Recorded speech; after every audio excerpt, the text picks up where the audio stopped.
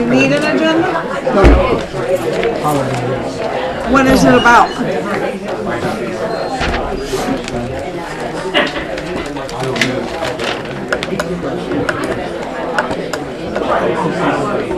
About the C9 Trust? You sure? Because they'll be over with by the time you get heard from. Come on, get your seat. So about the C9 Trust. We'll see what happens. I don't know.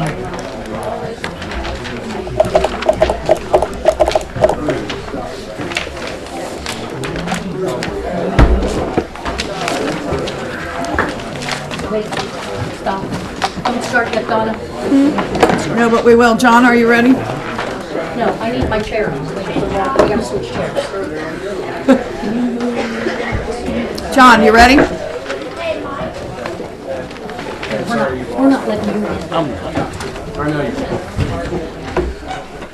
She's a nice girl.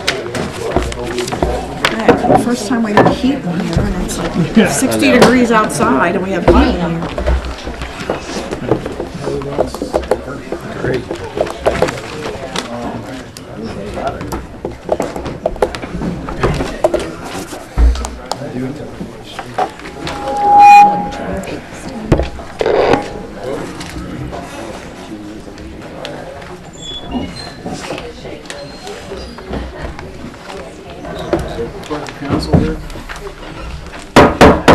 This meeting of the Norwood City Council is hereby called to order. Please rise for the prayer and the Pledge of Allegiance. Our Father, who art in heaven, as the body we congregate in these council chambers, we pray for thy divine guidance, that we may do all things well, according to thy holy will. Amen. I pledge allegiance to the flag of the United States of America and to the republic for which it stands, one nation, under God, indivisible, with liberty and justice for all. Good evening, everyone. Call the roll, please. Mr. Bonzo. Here. Mr. Clark. Here. Mrs. Stickley. Here. Mr. Blair. Here. Mrs. Hannerhan. Here. Mr. Sanker. Here. Mr. Mumper. Here. All members are present. I would just like to note that there are several different versions that are on your desk of ordinances, so I want to make sure that that you're considering the correct ones. Ordinance number 1 regarding the Ford Explorer. Police vehicle is the same. That is not a problem. The paramedic unit is the same. The ordinance for the Ford 2018 F-450 dump truck, there is a new ordinance that reflects $55,000 from the general fund and the remaining out of the permissive tax fund. So make sure that you have the correct ordinance. That was on your desk this evening. The ordinance number 4 regarding the ordinance 66-2000 has a replacement ordinance that is just simply the removal of the letter D in the second whereas, so that it reflects the present tense. The ordinance terminating the VEBA plan, there is a new ordinance that in section 1 has a termination date of effective December 31st, 2017, so make sure you have the correct one. And then the ordinance creating the retiree benefit program, there is a new replacement ordinance that has some additional language in section 4B, small I. Okay? Just want to make sure you were considering the correct ordinances. In addition to that, we have 2 requests to amend the agenda. One is a letter from Mayor Williams regarding acting mayor that we would add as communication number 4, but it would be read prior to consideration of ordinance number 4. And then under administration reports, there is an administrative report from the law department. Those are the requests to amend the agenda. Mr. Mumper. I move we amend the agenda as you just stated. Seconded by Mr. Blair. Is there any discussion? Call the roll, please. Mr. Bonzall. Yes. Mr. Clark. Yes. Mrs. Stickley. Yes. Mr. Blair. Yes. Mrs. Hanahan. Yes. Mr. Sanker. Yes. Mr. Mumper. Yes. All members present voting aye, the motion carries. Next, we'll move on to minutes of the November 14th, 2017 meeting. These were distributed by email. Mr. Clark, Move to approve the minutes as of read. seconded by Mr. Blair. Is there any discussion? Call the roll, please. Mr. Bonzall. Yes. Mr. Clark. Yes. Mrs. Stickley. Yes. Mr. Blair. Yes. Mrs. Hanahan. Yes. Mr. Sanker. Yes. Mr. Mumper. Yes. All members present voting aye, the motion carries. We do have several requests to address council on agenda items, but we will do that as we approach those, right before consideration of those ordinances. We have no reports of standing committees nor second or third reading of ordinances. So we'll move on to an ordinance authorizing the Director of Public Service Safety to enter into a contract under the state bid purchase program for the purchase of one 2018 Ford Explorer patrol vehicle outfitted with the proper equipment for use by the Norwood Police Division and declaring an emergency. I can tell you that I did check with the Financial Planning and Supervision Commission members, and this ordinance does fall within the parameters of the Financial Recovery Plan. Mr. Clark, I would move that we suspend the rules and have all three readings of this ordinance. seconded by Mr. Blair. Is there any discussion? Call the roll, please. Mr. Bonzall. Yes. Mr. Clark. Yes. Mrs. Stickley. Yes. Mr. Blair. Yes. Mrs. Hanahan. Yes. Mr. Sanker. Yes. Mr. Mumper. Yes. All members present voting aye, the motion carries.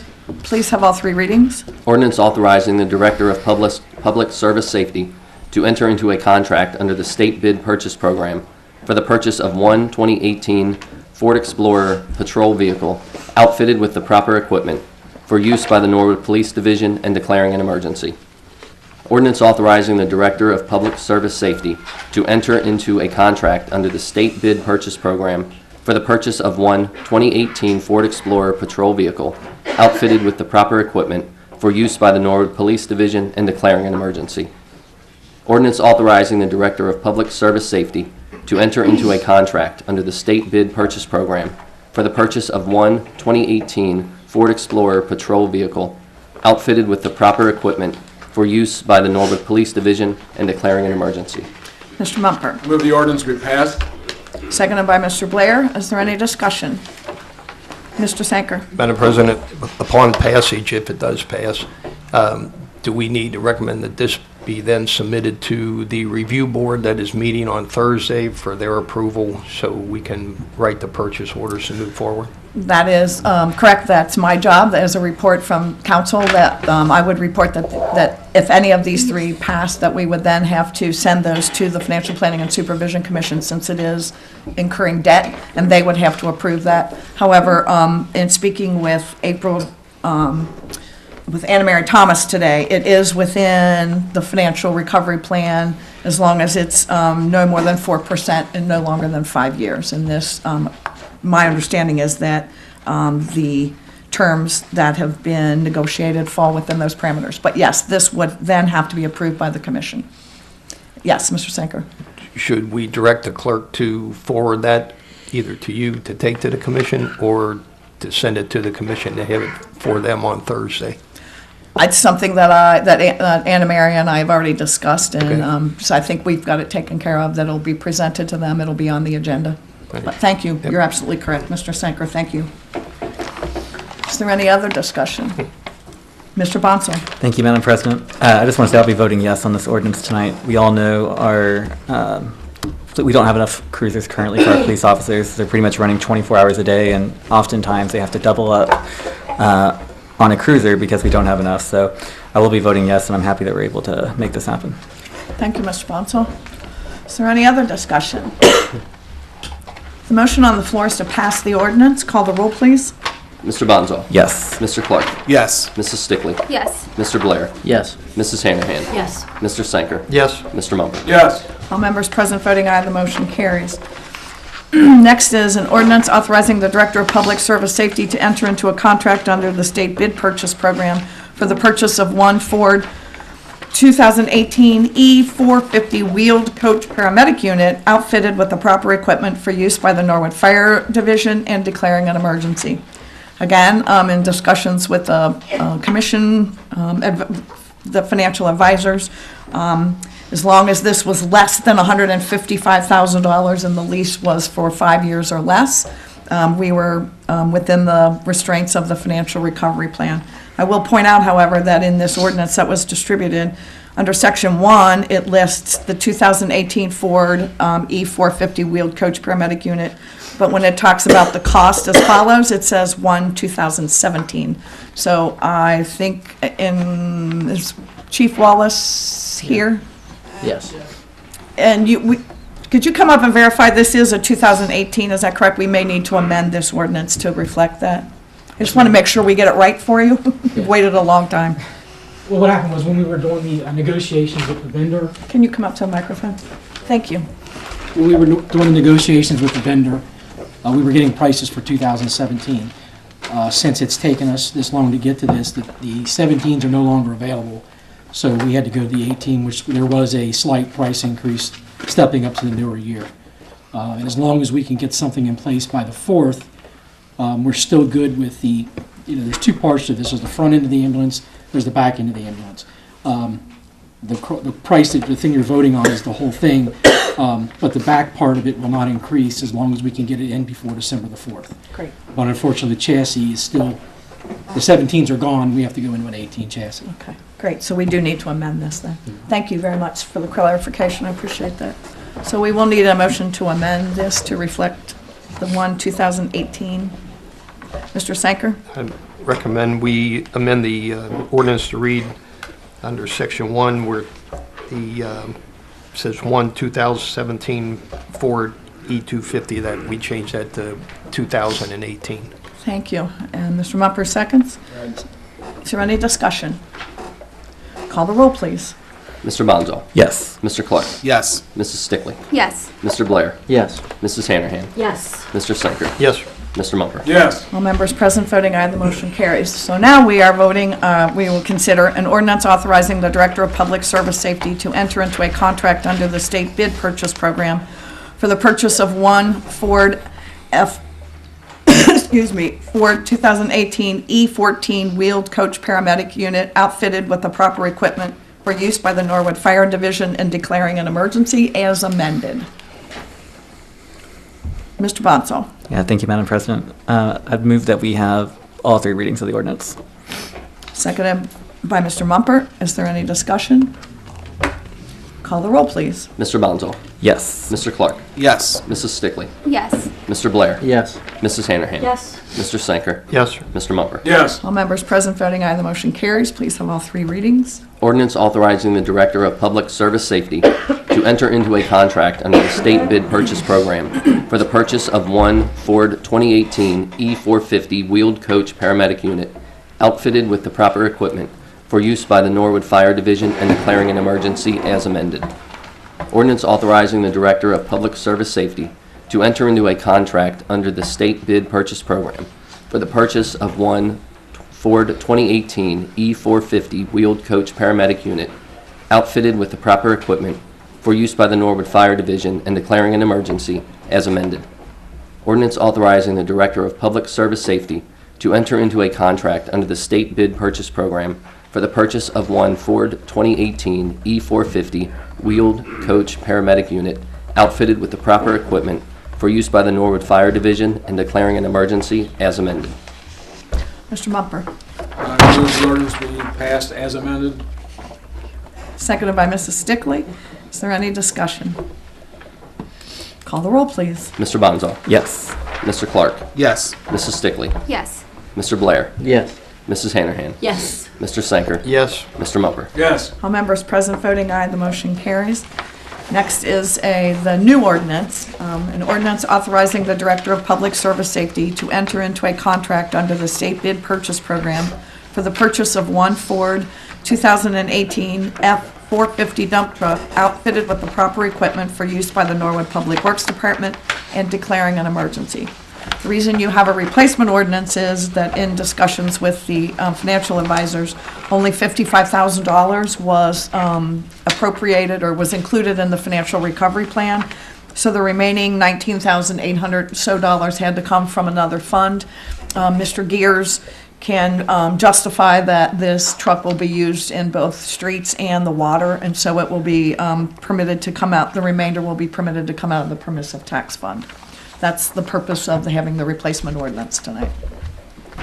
Mr. Mumford. I move we suspend the rules, have all 3 readings. Seconded by Mr. Blair. Is there any discussion?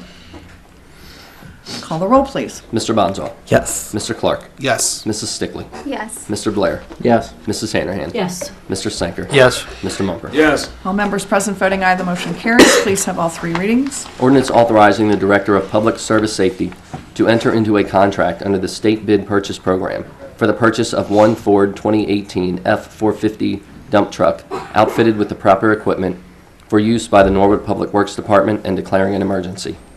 Ordinance authorizing the Director of Public Service Safety to enter into a contract under the State Bid Purchase Program for the purchase of one Ford 2018 F-450 dump truck outfitted with the proper equipment for use by the Norwood Public Works Department and declaring an emergency. Ordinance authorizing the Director of Public Service Safety to enter into a contract under the State Bid Purchase Program for the purchase of one Ford 2018 F-450 dump truck outfitted with the proper equipment for use by the Norwood Public Works Department and declaring an emergency. Mr. Mumper. Move the ordinance be passed. Seconded by Mr. Blair. Is there any discussion? Call the roll, please. Mr. Bonzall. Yes. Mr. Clark. Yes. Mrs. Stickley. Yes. Mr. Blair. Yes. Mrs. Hanahan. Yes. Mr. Sanker. Yes. Mr. Mumper. Yes. All members present voting aye, the motion carries. Before we consider ordinance number 4, we'll read the letter from the mayor. Dear Donna, under Ohio Revised Code, Section 733.07, at tonight's council meeting, I am requesting that you assume the duties of acting mayor during the consideration of the 3 ordinances pertaining to the retirees' health care. Under Ohio Revised Code, Section 102.03D, which deals with public officials' conflicts of interest, I think it would be inappropriate for me to consider, approve, or veto any of these 3 ordinances, since I am one of the retirees impacted by these 3 ordinances. Therefore, if the council passes any of these ordinances, I would ask that you continue this limited service as acting mayor to consider any of these ordinances passed. If you have any questions regarding this matter, please do not hesitate to contact me. Thank you for your cooperation in this matter. Sincerely, Thomas F. Williams, Mayor, City of Norwood. Mr. Sanker. Recommend the letter be received and filed and the action taken appropriately. Seconded by Mr. Blair. Is there any discussion? Call the roll, please. Mr. Bonzall. Yes. Mr. Clark. Yes. Mrs. Stickley. Yes. Mr. Blair. Yes. Mrs. Hanahan. Yes. Mr. Sanker. Yes, sir. Mr. Mumper. Yes. All members present voting aye, the motion carries. Mr. Mumper, if you will assume the duties of President Pro Tem, and I will move to the acting mayor's chair.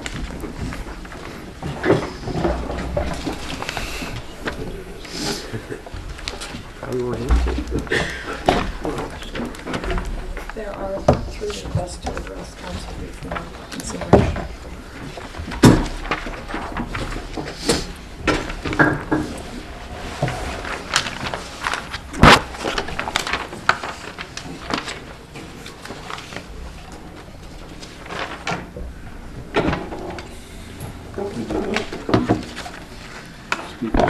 You have 3 requests to address. Yeah, I got it. Yeah, just call them up. We have 3 requests to address council. First is Bob Gatto and Dave Walters, not Wallace.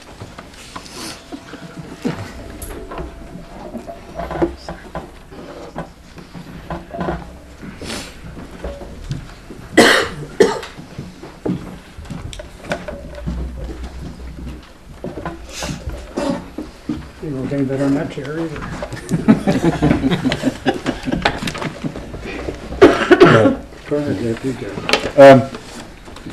As you know, last meeting, I sent a notice that I couldn't support the ordinance as written. Since that time, The language has been changed in there. I would support the changes that are made in this ordinance for presentation for council. Whatever council decides to do, we had at least had an input in it and had input into how the wording was. Also in there, it was so that nobody was eliminated by passage of this ordinance. That was the main concern from our standpoint. Been several meetings with Mr. Stiff, and the ordinance as it is, we can agree with. Any Any questions? Thank you. Virginia Wallace.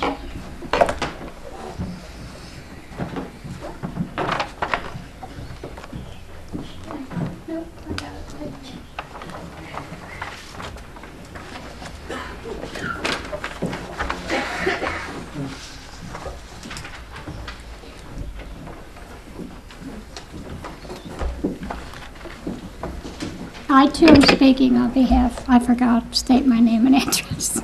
Virginia Wallace, 1766 Williams Avenue. I too am speaking on behalf of the C9 and the Millennium. Deep down, I feel still that the retirees who were initiated to be in this program are not being given fair and square deal on it because of the people that were added over the years and nothing was done about it. I also have a letter here that's addressed by a few people who couldn't be here. And it says, Madam President and members of Norwood City Council, we, the undersigned retirees and widows of petitioning Norwood City Council to reconsider taking our insurance. In light of our service or spouse's service and the sacrifices that were made for the greater good of our city, we ask that the contract for our insurance remain in effect. Thank you for your consideration. And then these are retirees who are elderly who could not be here tonight. But I ask once again that you reconsider this before you vote for this ordinance. And down deep, I feel there has to be other avenues that could be taken to protect the seniors who this was actually meant to be for. And I don't think over the years people should have been added without someone taking them off. I mean, there's been so many administrations here that let this go, and now they look at us and say, well, they were on there so long, we can't take them off. Well, I wholeheartedly disagree with that, and I think when you do it, whether you do it now or whether you do it then, the city's going to wind up in a lawsuit. And basically just reconsider, I hope. Thank you. Pastor Sonny James.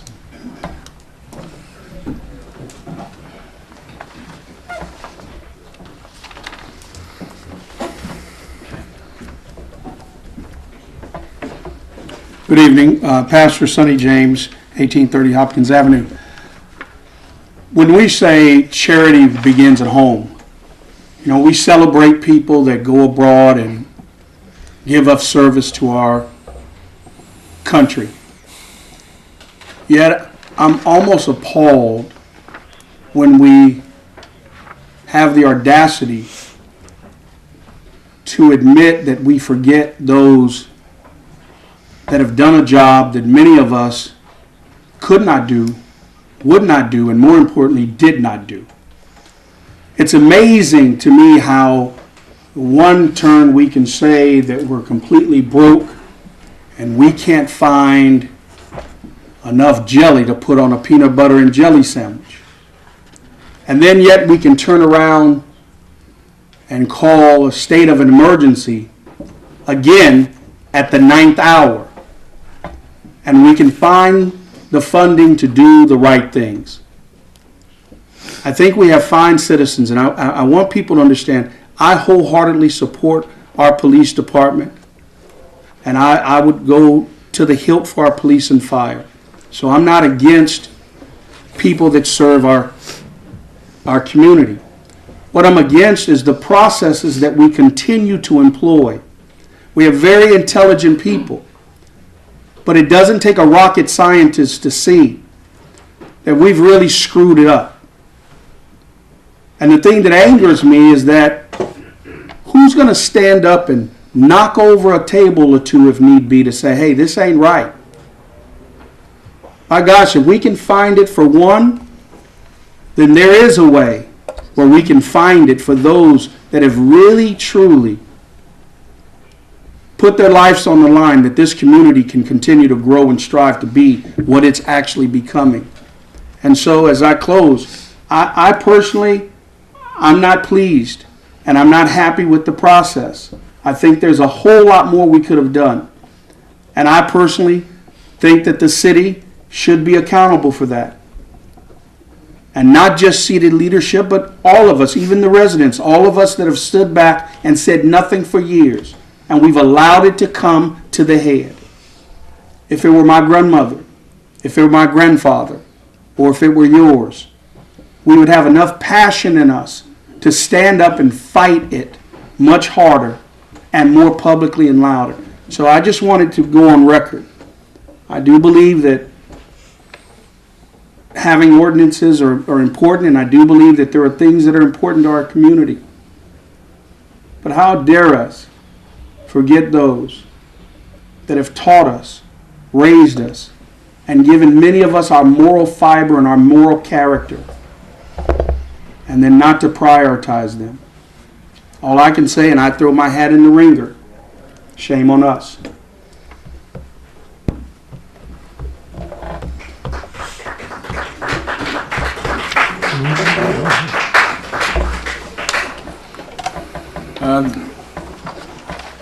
Next would be the ordinance repealing ordinance 66-2000 as amended, which provided for health care insurance for retirees, employees who are no longer employed with the city due to disability, and employees who had completed a cumulative total of 20 years of honorable service in declaring an emergency. What's your pleasure?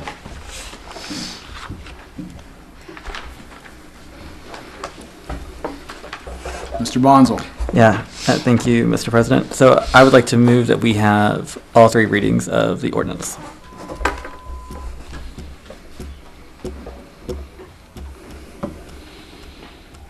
Is there a second? Mr. Sanker.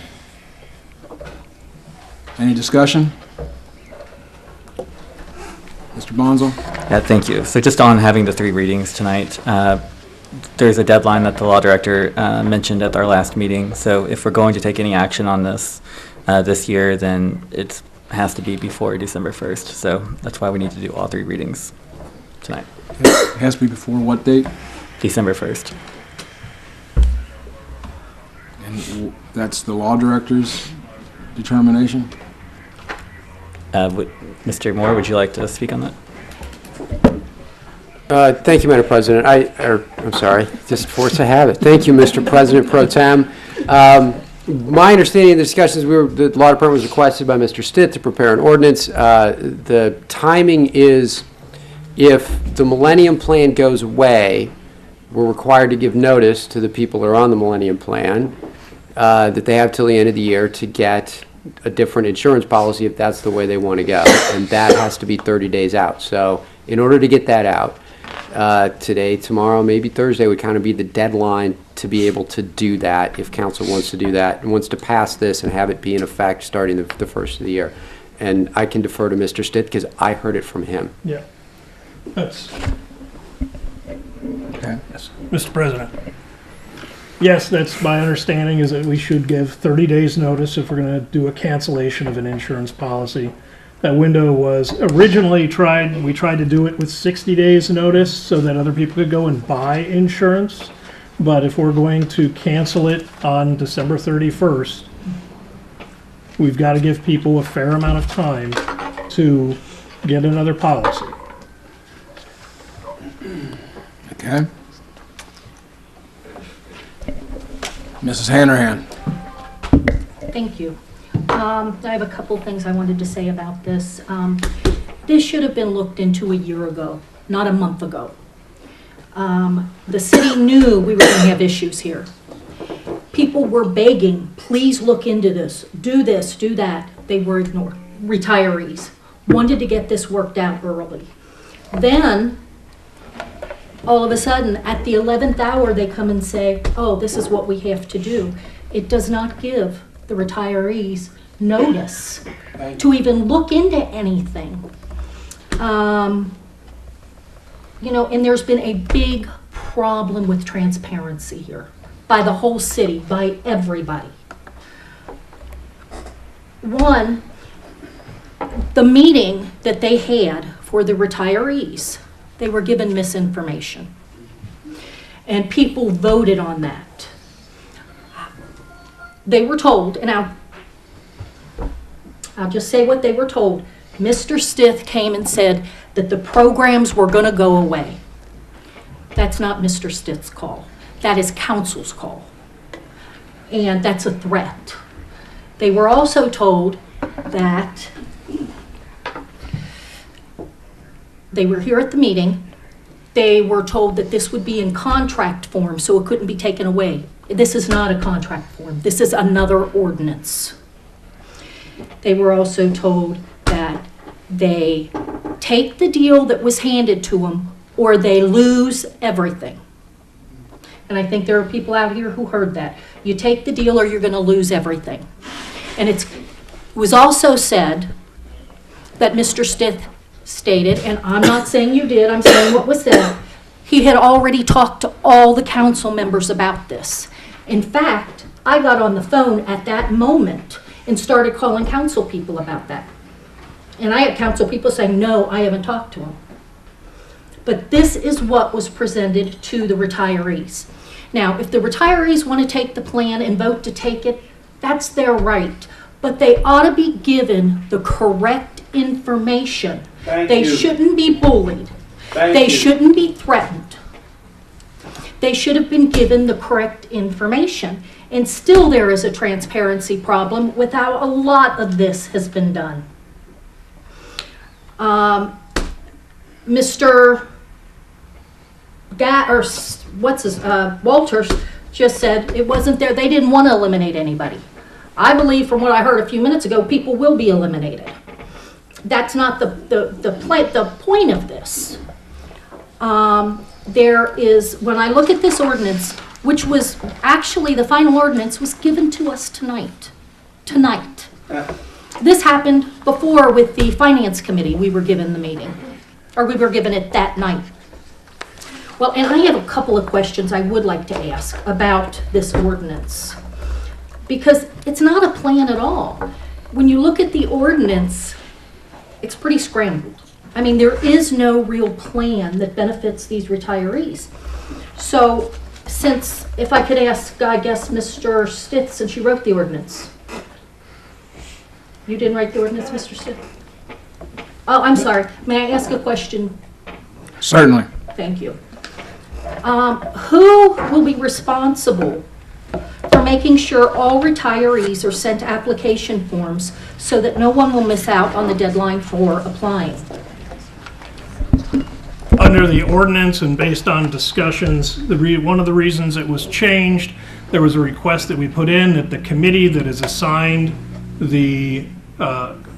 be the committee that oversees this, including retirees and appointments by the city, made by the mayor, are responsible for sending out the application form and letters to the retirees.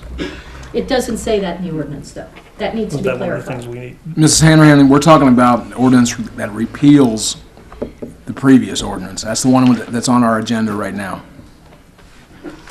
Oh, we're not, that wasn't the first one. Yes. Oh, these are, oh, well, then I'm going to start over. Okay. And then we'll go into that. I don't think we should repeal any ordinance until something is put in place for these people, because it's easy enough for people to repeal both of the ordinances, and then when something comes back to replace it, there are some people on council who say, no, I don't want to give them this. And I think just for security reasons for these people, I am so sorry about that, that We shouldn't take anything away until there is something else in replacement of it. It's just not fair to do to these people because you don't know what everybody else on council has in mind. You know, we can vote to repeal. Another thing we should not repeal, I don't think we should repeal these until there is a plan from this city to pay the people what they're owed. Amen. These people have been waiting to get paid. We have a city who's sitting here saying, and different people saying, we're all paid up. They are not paid up. Everybody knows it. They're being thrown under the bus again. And there needs to be something before they take this away. Some sort of program or some sort of agreement on how and when these people are going to get paid. And if they don't get paid soon, they need to be getting interest on their money. Or, you know, there needs to be a penalty for not paying them because they are owed by this city. Thank you. Say it. Pastor, that's enough. Well, that's not the way we operate, though. Freedom of speech, I'm only speaking, Mama. Yes, Mr. Stitt. Yes. I'd like to address, because my name did come up in this a few times, just quickly, because, you know, it's been said that I have said things, and said things that aren't true. Now, the fact of the matter is, my involvement with this process started when I was asked by the mayor earlier this year to meet with Mr. Gatto and Mr. Walters to discuss a possible way of performing a buyout where a cash payment was made to the retirees in place of insurance. Right now, we are in a fiscal emergency. The end of the year, we're going to be $2.1 million negative. That means money from the general fund is being taken. Because that's negative, we're taking money from your water bill and your sewer bill and a lot of other areas to pay bills for the city. We have to, under fiscal emergency, be positive within a few years. As we stand now, the amount that's being paid or projected to be paid next year for the Retirees Healthcare and C9 Trust is $940,000 out of a $21 million budget in the general fund. That's for 51 retirees, but a total plan membership of 173 individuals. This is what Mrs. Wallace was talking about. So, under the direction of the mayor, who spoke to the Fiscal Emergency Commission and the state auditors and said, we were going to try to work out a deal. We were going to try to work out something with the retirees to restructure the program. That's where this discussion started. And we came up with a cash buyout, $3,500 per individual member of the program. If you're a retiree, you get $3,500. If you have a spouse that is currently your spouse, they also get $3,500. If you're a widow or another surviving spouse of somebody who would be eligible, they get $3,500. They can take that money and buy their own insurance. Where we are right now is the city of Norwood is an insurance company. We pay for a license to the state every year to be self-insured.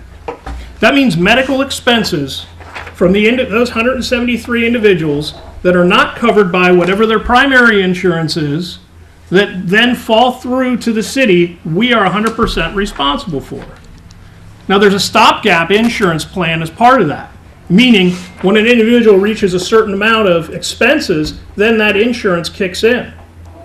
We're spending $24,000 a month just on that stopgap insurance. $940,000 a year for 173 people, 51 retirees. So far this year, just in this part of the, just in the retirees healthcare, what people refer to as the Millennium Plan, so far this year is $510,533, and then the C9 Trust is another over $500,000.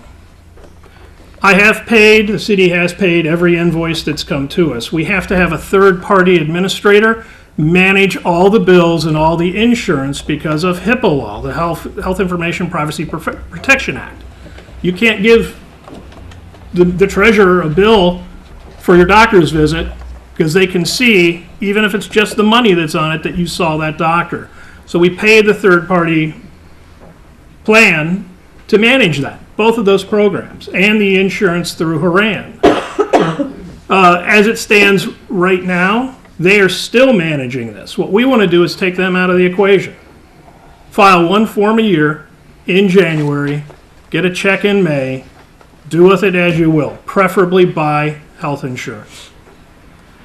But when the fiscal emergency plan was adopted by this council and then taken to the Fiscal Emergency Commission by the mayor, he made 4 major points of areas that needed to be addressed, and 2 of those had to do with health insurance. One with retirees' health care, and one with the current employees' health care. Health care insurance keeps going up. As it stands right now, that $940,000 a year that we're projected to spend next year, that's without knowing how much that insurance is going to increase, because insurance rates tend to go up. When we're $2 million in the hole, can we afford $940,000? And that's not even the question. The question is that when the state pulls its second-tier plan, which they are discussing doing, and they've gone back and forth on this. They've said there won't be state insurance for the police and fire pension or the PERS in 2018, and then they said, well, or 2019, and then they said maybe there is. We're looking at other plans. But from what the state auditors are saying, it looks like that's going to go away, whether it's 2019 or 2020. Once that second-tier insurance, you have Medicare, and then you have the state pension plan insurance, and then you have the city of Norwood. We pick up everything the top 2 don't pay for. That second tier goes away, everything that they were paying falls on the city. Now we can wait for that to happen. We can wait to get that $1 million bill in the mail, and then we can try to fix it. But that's kind of like trying to shut the barn door after the horse ran out. So we can address this now. All I did was come up with an idea of how to do it, talk to some people about it, got some support from the mayor on it, who asked me to sit down with some individuals and discuss it, because he can't due to conflict of interest. There are people here in the city who are in this plan. And those people need to keep their hands off of it as much as possible, because it is a conflict of interest to try to rewrite this. I'm not related to anybody in this. I don't benefit from it in any way. I'm just a bookkeeper for the city who ran some numbers. Now, the other thing about, the comment about I talked to all of council members, I never spoke to all of council members, and I never said that. I very specifically spoke to Mr. Bonzel, Mr. Clark, Mr. Blair, and Mr. Sanker, and Mr. Bonzel said he would talk to Mrs. Stickley, and Mr. Sanker said he would talk to Mr. Mumper. I didn't speak to Mrs. Hanrahan because her husband was there during that discussion. So, tried to make the best deal we could. We put it out there, trying to prevent what I see as a looming disaster. Never said this is all going to go away. But I'll tell you what, it is all going to come crashing down if the state pulls those plans, which they're talking about. You can go online and Google this and read about it. They're going to pull that second-tier plan, and then the city's on the hook for all that money. Then it's not a $1 million a year plan. Then it's a $2 million a year plan, or a $2.5 million a year plan. Who knows with the cost of health insurance and the cost of health care, because we pay it because we are our own insurance company under this plan. And what do we do then when, as right now, it's about 4% of the total operating budget in the general fund goes to pay this benefit? What do we do when that reaches 10%? What do we do when it reaches 15%? Is that the time to fix it? Or do we address the situation now and we try to find something that is fair to the employees and fair to the taxpayer also? A way that we can agree to benefit those who the promise was originally made for. It would be nice if we could pay for all the insurance forever for everyone. But this is a very different world than it was in the 1980s and even in the 1990s. It's a very different place.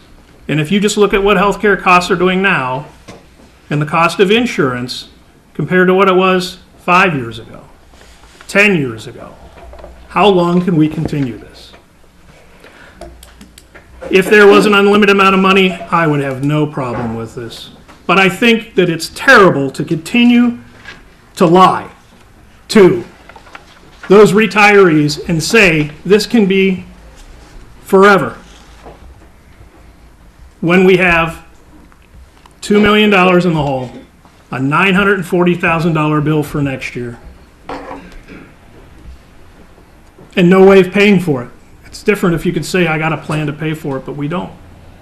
Now, the other part of that is the outstanding money that's owed.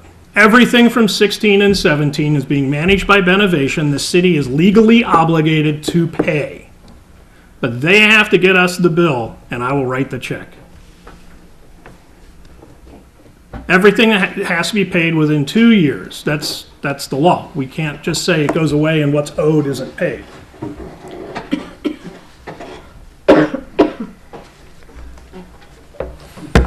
Mrs. Hanahan. I think Mr. Senker, you can let them respond first if you'd like. Mr. Sanker. Mr. President, I would like to possibly consider removing my second if Mr. Bonzo would remove his first on this particular ordinance, and then see if I'd have to go question through the chair, but if we could amend the agenda to have the ordinance putting in a new plan in place first, so that there is something there before we would potentially repeal any of the other two. That way, there would be a plan in place in the event that the other two, would be passed, or if they're not passed, it'd still be in place as a backup. So, then number one, if we can amend the agenda at this point to move that up, if we did that, if I rescinded my second, and Mr. Bonzo would consider rescinding his first. This motion takes precedent, so he can remove a second, but it's up to him. Right. You can remove your second, and it's up to Mr. Bonzo to remove his. But I guess the second part of my question is, are we able then to amend the agenda to move the ordinance creating a new plan in place ahead of the other two? I guess is my question. Yep, I'll remove my first. I'll remove my second. Okay. I would like to make a motion to amend the agenda to move the ordinance creating the new retiree benefit plan and declaring the emergency ahead of the ordinance repealing ordinance 66, 2000, and then the ordinance terminating the VIVA plan and trust agreement. So you want to move the ordinance creating the retiree benefit program to be the first ordinance to deal with this?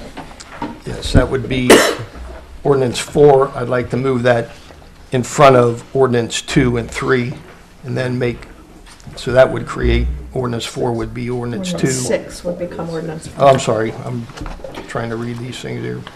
Yeah, ordinance 6, I'd like to place in front of ordinance 4. Okay. And then, so 6 would become 4, 4 would become 5, and 5 would become 6. Do we have a second? Mr. Blair?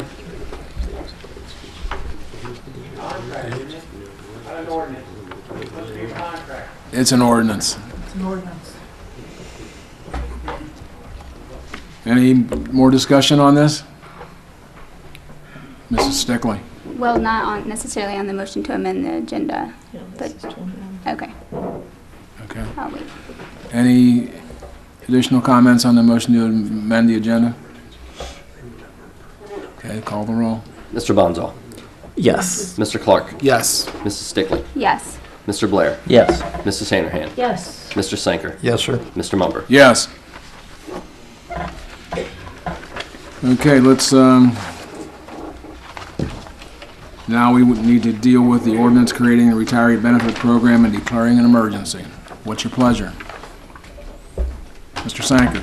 I'd like to have all 3 readings of the ordinance. Second, Mr. Andrew.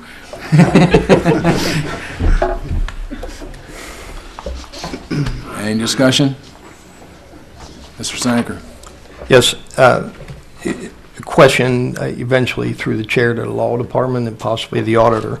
The question came up in regards to having a contract, on this particular ordinance. Are we able to put together a contract potentially after this is passed to contractually put these terms there and have people sign it? Or is that procedurally something that would be acceptable? Or is that not necessary?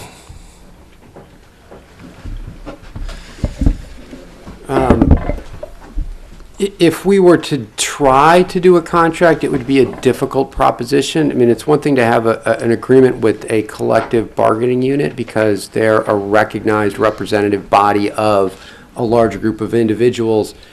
And what you're talking about would require an agreement with every single retiree. I'm not sure if the contract would be enforceable. As a basic matter, in order for a contract to be enforceable, both sides have to give what's called consideration. And the city has no legal obligation to provide this. For some of the people that are included because they were never part of a bargaining unit, for others because the contracts when they were there didn't say that. I've never seen the contract that set this up in the first place. But primarily because as a part of the settlement of the class action is the city has the right to amend or change the benefits or terminate the program at any time. So I don't think the contract would be enforceable. Mr. Stith, and I'll go ahead and speak for him now, any contract we do that costs over whatever certain amount of dollars has to be approved by the fiscal oversight committee, and they would never, in his opinion, they would never in a million years agree to something like this. So that would be another sticking point is getting this through the fiscal emergency process. Mr. Sanker? Follow up from Mr. Stith, if you'd like to comment on that. Yeah, I'd like to say, the discussion of a contract came up, and I've discussed this with several individuals. I personally wouldn't have a problem with a contract, but the state first has to authorize it, and then the Fiscal Emergency Commission has to authorize it. And there's also legal issues as to how a council can encumber future money beyond so many years. So length of a contract is an issue if it's not a ballot initiative. November 30th, the Fiscal Emergency Commission meets, and they could give you a better idea on that, but according to the state auditors, we cannot enter into any financially binding contracts that are outside of our fiscal emergency plan without the consent of the Fiscal Emergency Commission. Just like when we had the cruiser and the ambulance, which we've been planning on buying for more than a year, we need to take those to them, and they need to say okay. So I really think, and if anybody's seen that Fiscal Emergency Commission and seen the meetings, it would be very difficult to get them to agree to a contract when in their minds the city does not have a legal obligation to this. But if they would, I'd be all for it. Any more? Mrs. Hanrahan? Thank you. I would like to comment on something that was said because there is no plan in the future for what will happen when some of the pension stuff will be taken away. There should be a plan, and it should have been looked into, and it should have been considered. When we had our meeting, we asked, would you rather have this agreement or would you rather have the insurance? And it was overwhelming. People wanted to keep the insurance. With that said, with this, I'm still looking at this contract, and I do have several questions because it leaves too many questions unanswered, and it can be interpreted in a couple different ways. And we've seen what's happened in the past with the retirees without having something set in stone. Mrs. Henry, you said you're talking about the contract. What contract? Or, I'm sorry, the ordinance. Okay. I'm sorry, Okay. not a contract. We were told it was going to be a contract. So if I may go through the chair and ask, I guess, Mr. Stith, a couple of questions. I mean, you put, because I believe, first one is, did you put the ordinance together? I want to make sure I'm talking to the right person. I did not put the ordinance together. We wrote the kind of conditions and criteria of the things we wanted to see in it and sent that to the law department, and they wrote the ordinance, and it went back to the Mr. Gatto and Mr. Walters, who suggested some changes, and it went back to the law department, and then it came back again, and they suggested other changes, and it went back to them. So that I have been involved in it, but I did not write it. Okay. Well, I would say it's more broad strokes that I would. okay. Yeah. Well, then I'd like to go through the chair and ask Mr. Moore a question. Okay. Mr. Moore, it's not put in the contract. Who will be responsible for making sure all retirees are sent applications forms so no one will miss out for the deadline on applying? So can you tell me he said it was the committee, but that's not in the contract, or that's not in the ordinance, excuse me. No, it's not in the ordinance. So how does anybody know who really does it? I mean, if it's not clearly spelled out in the ordinance. There are all kinds of notices that are sent out by departments in the city for various things, and they're not all spelled out in ordinances. It's not, to be honest, it's not like who was actually going to send out notices or whether notices were going to be sent out. It never occurred to me, putting this together, that was something that we wanted to spell out in the ordinance. Or who would do it, who's going to volunteer to mail those letters. Well, what if nobody volunteers to mail them? Well, that's a different issue. Okay, another I'm sorry, can I continue with my questions? Sure. I got a few. How will the employee or the retirees, will the city be doing anything contacting them to tell them about the new change and requirements? I would assume the answer is yes, but it's not spelled out in the ordinance. No. Okay. Do you know how the participants will obtain forms? That's not spelled out in the ordinance. In section 6, it says, there will be a public announced meeting. And this is to vote on who will be on this committee. And it says, my question is, who holds that meeting? Who announces it? How are the participants notified? And how do people who are out of town or too elderly to attend the meeting vote? That language was taken from the two previous versions of the VIBA ordinance, which is the C9 trust ordinance. So however that was handled, I mean, those specific questions have never been spelled out in the VIBA legislation. And so I would assume it would be handled exactly the same way as it was for that. And it wasn't handled. And that's one of the issues. Well, I'm assuming it was in the year. If we're redoing this whole thing, why don't we do it right? I'm assuming it was in the year 2000. That there must have been a meeting because there were people appointed to those bodies and there were trustees that were signed on to be the trustees of the VIBA ordinance. Okay. Thank you. And I would like to address Mr. Stith. In section 6, with the committee to be formed, it appears to me that the retirees might not be properly represented. You said it says two retirees. There are 3 different, we're working with fire, police, and au pairs. Also, the city then has 3 people. And so I believe it's stacked against the retirees on this committee. And is there any way that can be changed so that somebody from police, fire, and au pairs could be on that committee? Yes. Through the chair, through Mr. President. Yes.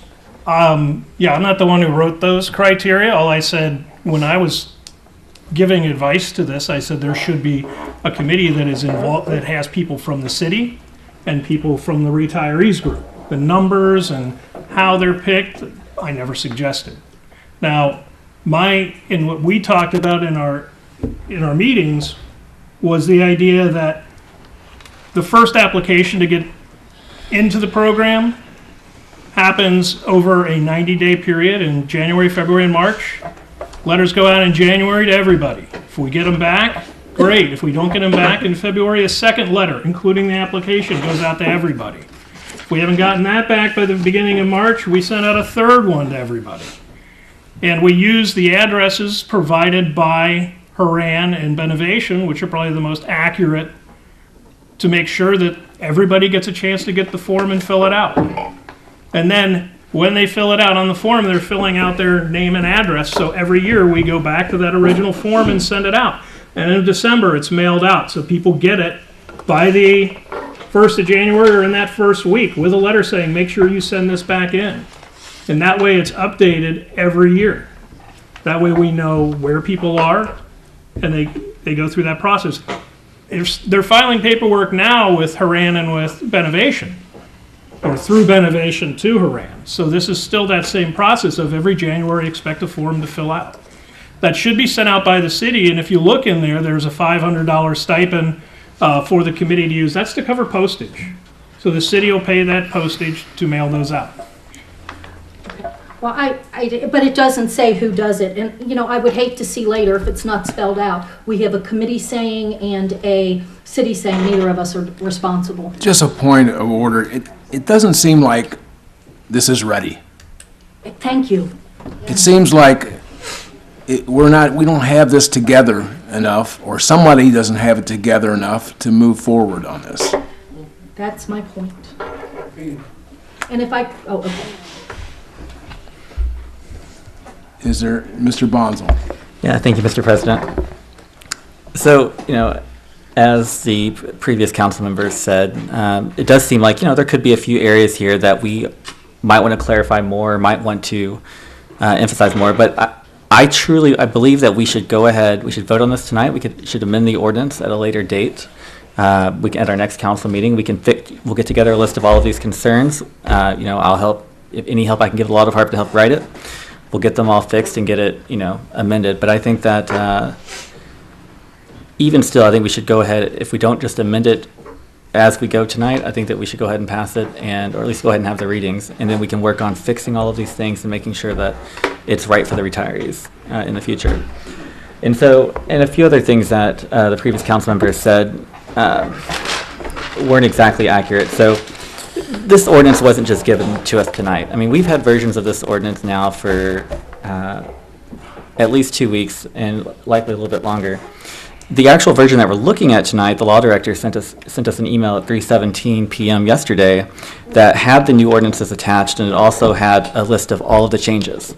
And I'm going to remind the council that when we did the fiscal recovery plan was given to us, like that final version, not before the meeting that we actually voted on it at. It was given to us at 6 o'clock, exactly when the meeting started. They passed it out. And this council, with a vote of 6-1, voted to approve it. And so, including that previous council member that made that last statement. And so, anyways, the long story short on that is that I personally believe that we need to have all three readings tonight. If a council member is not going to vote yes on having all three readings on the other two ordinances, they need to vote no on having all three readings on this ordinance. So what we really wouldn't want to have is have this ordinance get passed and take effect, the other ordinance not take effect, and then the acting mayor having to veto an ordinance, and then we have to deal with that later. So I'm just saying, I personally think you should be consistent in your voting so that we don't end up with a mishmash of ordinances passed and some not passed. And, vote however you like, but I think we can all agree to that. Thank you. Mr. Blair. Hi. Question to the mayor, acting mayor. Do you have any thoughts on this matter? Go ahead, please. I've been involved in the periphery of this for a long time. I think people know that I support the retirees, but I'm also a realist. I'm a retiree from the OPERS program, and when I retired from OPERS said that they were going to provide health insurance for me, and they were allotting me money for me and my husband.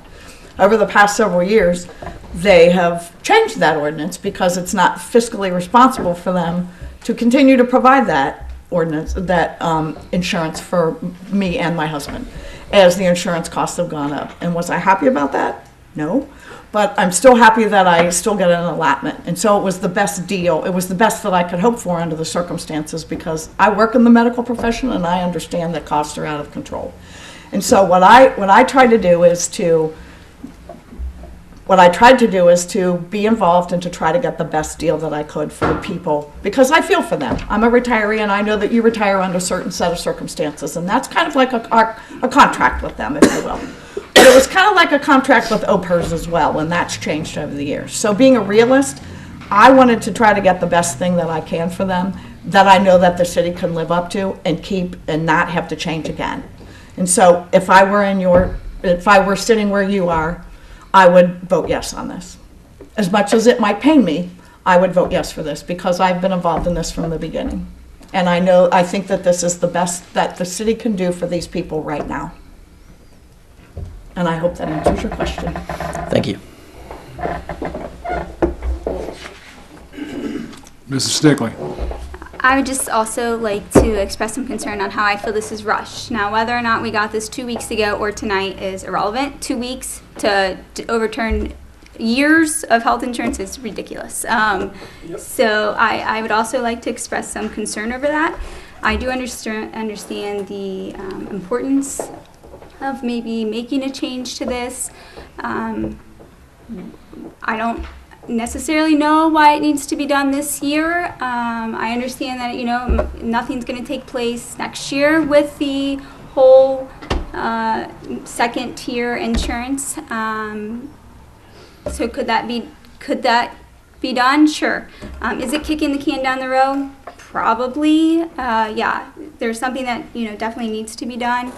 At the same time, Mr. Smith, you quoted some numbers of 173 participants, each receiving $3,500.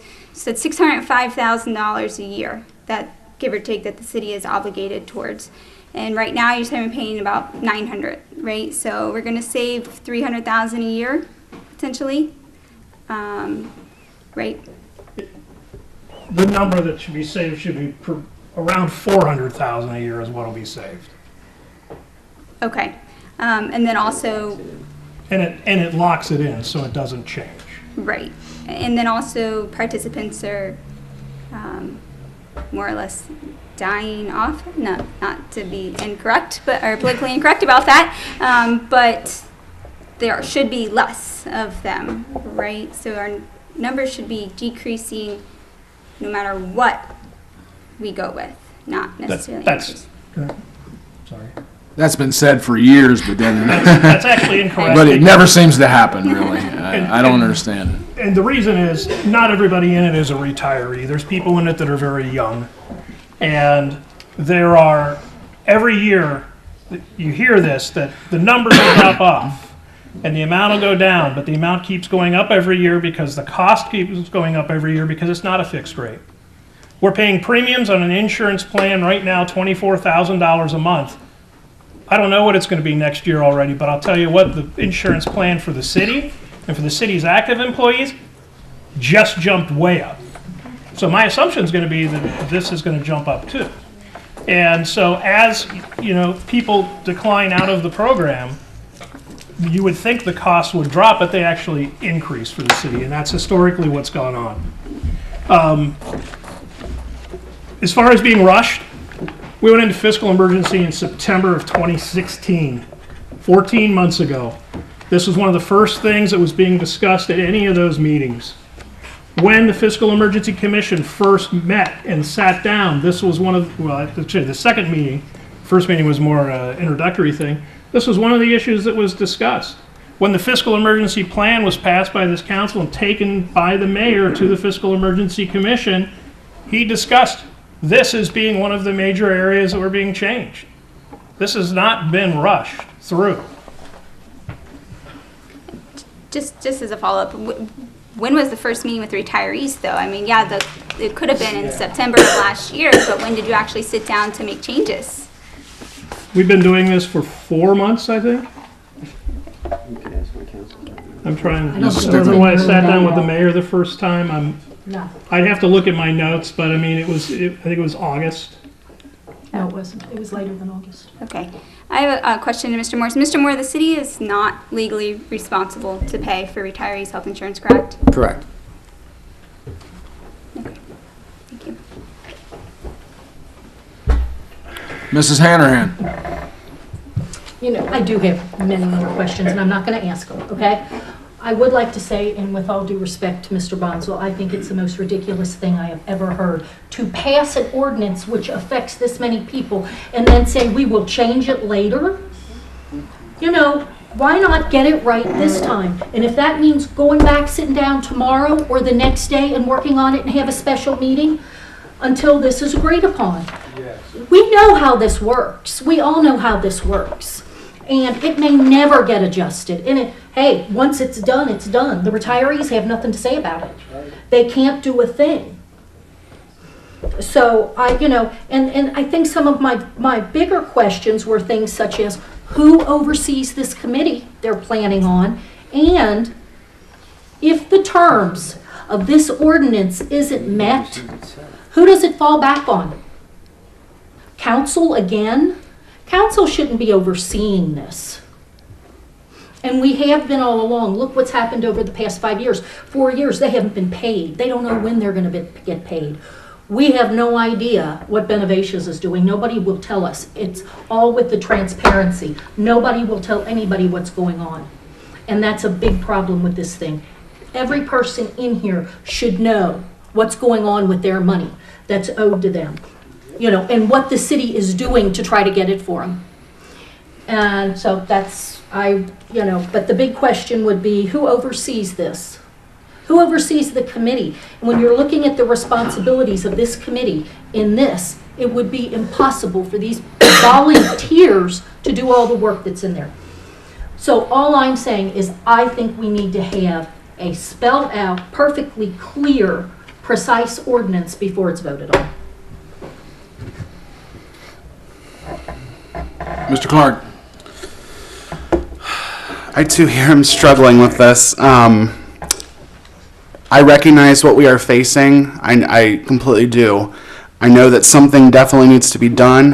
Whether this agreement is what we need, I'm not sure. But I do agree that I just don't think it's quite ready for these specific, these questions have been coming out that we don't, I hate to say it, but the retirees have been put on the back burner time and time again. Things have not been followed through.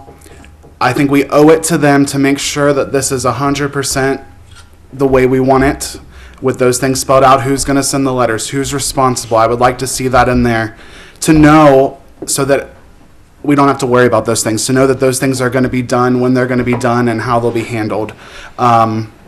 If those changes can be made and incorporated, I would wholeheartedly support this, because I think I would be lying to the retirees to tell that we could continue to afford and continue to pay you these things. All this is looming. So if there's some way that we could get these corrected and call a special meeting, I will clear my schedule to be here for that, because I know this is important, and I know our city's hanging in the balance because of it, but I don't think it's fair to the retirees to once again put them on the back burner and make this something that we've, just pushed through. So at this stage, until I know that those things can be spelled out, I just don't know that I can support this as is. Mr. Clark, I agree with you, but where do we send it to? Well, I mean, that's the problem. I agree, but could we as a council put those concerns and have them addressed to the law director? Or I don't know who. I know what you're saying. I agree, but I want to see I want to know that who's responsible for sending those letters, who that falls back to, so we can go and say, why weren't they sent?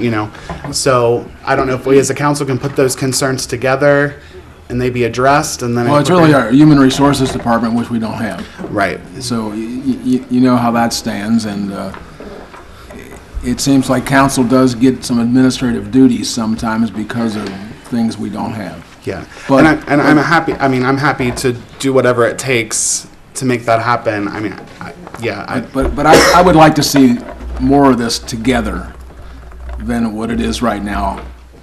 So I'll be voting not to suspend the rules. Mrs. Stickland. I also would like to see this on someone else's shoulders other than council.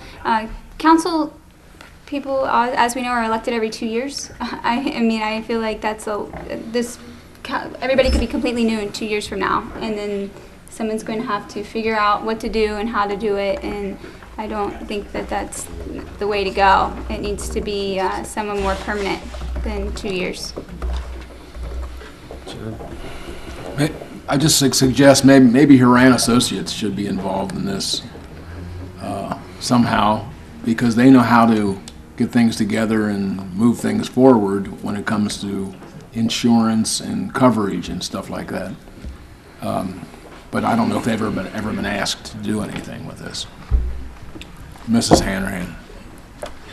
I have here an ordinance that I can give to Keith that one of the retirees wrote, and it was taken from the ordinance that we had been given, that if you look at it, it does spell a lot of this stuff out. I mean, I'm sure there's things that's going to be adjusted, but I'm happy to give this to you for you to look over, to see if it spells a lot of the stuff out, that not everything. Yeah, can I have a quiet? I can give it to you. Just, here's the thing, when it comes to drafting an ordinance, we get the request, and I just want to say right up front, this has been an issue.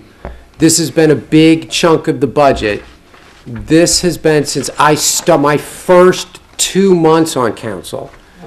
The C9 went from 100,000 to 350,000. So council's been struggling to deal with retiree health care on top of everything else, on top of program. I mean, you talk about the streets are in bad shape, but this has been one of those issues too. And I just want to say, I just have to give credit, as much as I've disagreed with Mr. Stith over things in the past, I think we should all give him credit for, he's trying to actually address this. And yes, this process ideally would have started months, like the conversations should have started months ago. Drafts of this should have started months ago. I wasn't happy about, you've got 4 or 5 days to draft the first version of it. That's a hard thing to do. And so there are holes in it. But let me say that as far as let's resolve what these are, we need somebody to fix all of these questions, to answer all these questions. Here's the thing, the people that decide what the right answers are you. So if it's going to be in the ordinance, if you want in the ordinance spelled out who's going to run the meeting, and to be honest, as far as the retiree healthcare, as far as the retirees committee to vote that, I don't think the city should decide for them how they run their meeting. So I think that's probably why there weren't any details in previous versions of this as far as how they elect their representatives. But to get back to who's going to mail the notices, well, I need to know what council will vote for before I can put that in the ordinance. So you can send it back to the administration or to the law department to, here's my best guess. I mean, that's the way that process works, is I make a guess as what I think people want, and then we send it we wait 2-3 weeks until the next council meeting, and then, that's no good, this has to be done. If there's things that council wants, then council needs to decide what that is. If there are members of council willing to defer to a member's suggestions, then send those on and I can incorporate those into an ordinance. That's one of the problems of trying to do something like this fast. I would also say that the previous versions of this did not spell out who sends out notices. It did not spell out a number of things. Bringing in Haran the idea here's the thing, is that what this does is it gets rid of third-party administrators. You fill out a form that says, I worked for the city in 1975, I worked here for 20 years, or my spouse worked here for 20 years, and I was a part of it last year. and then the city mails you a check for $3,500. So, I mean, that's the process. It's not like we need an administrator. It's not like the process itself is complicated. The things would get, we pass ordinance, the cities pass ordinance all the time. That does not spell out this person's going to go over here and do this, and this person's going to go over. It doesn't say that, oh, this person at Public Works is going to go out and mow. So I don't think they're that important, but I understand that this is entirely, you know, it's a big thing to swallow all at once, and there's a lot of those kinds of unanswered questions to go through. But the way the council should move forward, if they're not comfortable with what this is in here or not, is council needs to have a committee meeting and work that through. Okay, you know, we could put this in a committee, but the committees are going to dissolve come the end of the year. It won't get resolved. Let's just have the question on the motion, and the motion is to suspend the rules. Any objection to that? Mr. Bonzel? Yeah, thank you, Mr. President. So, you know, in my opinion, if we're going to do this, like I said, if you're serious about we are going to fix these issues, then I think we do it soon. Let's work on it tomorrow. Let's have a committee of the whole meeting tomorrow, and then let's have a special council meeting on Thursday to pass it. So I think if you have 24 hours notice for committee of the whole, you do not. I don't. Well, Yep. Okay. Well, yeah, we can do it at 9 o'clock. We'll do it at 9 o'clock then, if that's what it takes. But I just find it interesting. I mean, you know, Councilman Hanrahan, you know, I know that you're on this. I know that your husband is. I know that you are personally vested in this ordinance. However, However, I wish that you would have come to us sooner about all of the, you know, the issues that you were seeing here. So this is the first time that I have heard about that personally. So, you know, we should fix some of these things. I agree. So, anyways, so yeah, I do agree with the president. Let's just have a vote on the question and move forward from there. Call the roll, please. Mr. Bonzall? Yes. Mr. Clark? No. Mrs. Stickley? No. Mr. Blair? No. Mrs. Hanrahan? I abstain. Can't abstain unless you say beforehand. Did I miss what we were? That's fine. Recorded. Mr. Sanker? Yes. Mr. Mumper? No.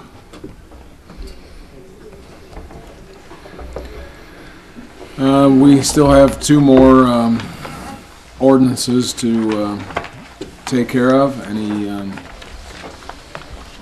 One is repealing, and the other was the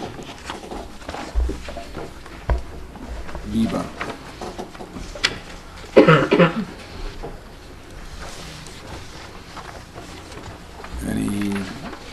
Let's do the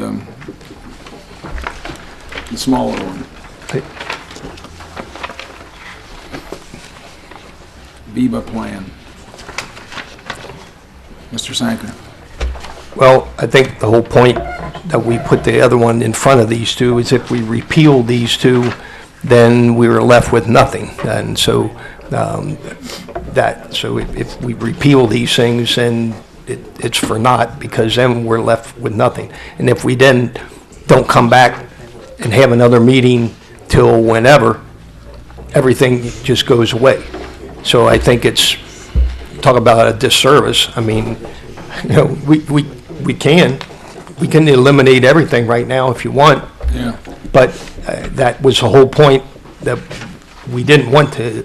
Why don't we put these on the next agenda that has the corrected ordinance or more information, and just defer it to a time definite instead of indefinite, those two ordinances. Anybody have a problem with that? Mr. Bonzel. Yeah, thank you, Mr. President. I was hoping to ask the acting mayor, do you know what notice we have to give for committee of the whole? 48 hours. 40. I'm sorry. Under your rules, it says the chairperson of each standing committee of the council shall give notice of the time and place of each committee meeting at least 48 hours in advance of the meeting to each of the other members of that committee. So it has to be at least 48 hours from now. Mr. Bonzel. Yeah, so then we can then just hold an actual special council meeting tomorrow and have an agenda item for discussion of this. I'm sorry, what was your So question? instead of doing a committee of the whole, then we could just have a special council meeting at that You point. can give 24-hour notice for a Right. special council meeting. So, A special meeting of council may be called by the mayor of the city or president of council. The mayor or the president of council must call a special meeting upon the written request of any 3 members of council. Each member shall have not less than 24 hours' notice at his usual place of residence unless waived in writing by the member.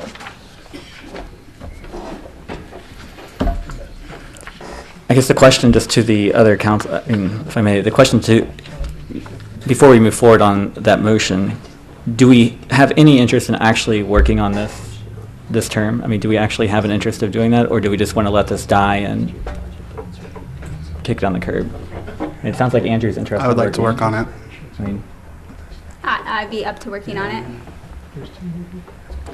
okay, so then the question is, do we work on it tonight, or do we work on, I mean, do we actually want to get all of these objections and try to talk it out and figure this out tonight so that the law department can work on getting this together, or do we want to have a special council meeting tomorrow at 9 p.m. to do that? I mean, Mayor, I wouldn't be able to make the one at 9 p.m. because I have work. So I would much rather prefer to talk it out because I've already taken off work now. okay. Thank you for doing that. Appreciate that. So can I move that we enter into a discussion about, and just a general discussion about the 3 ordinances so that we can kind of figure out the issues and try to get those addressed? So, I'll need a second. I'll second that. Okay, any more discussion on that? Call the roll. Mr. Bonzo. Yes. Mr. Clark. Yes. Mrs. Stickley. Yes. Mr. Blair. Yes. Mrs. Hannerhan. Yes. Mr. Sanker. Yes. Mr. Mumford. Yes.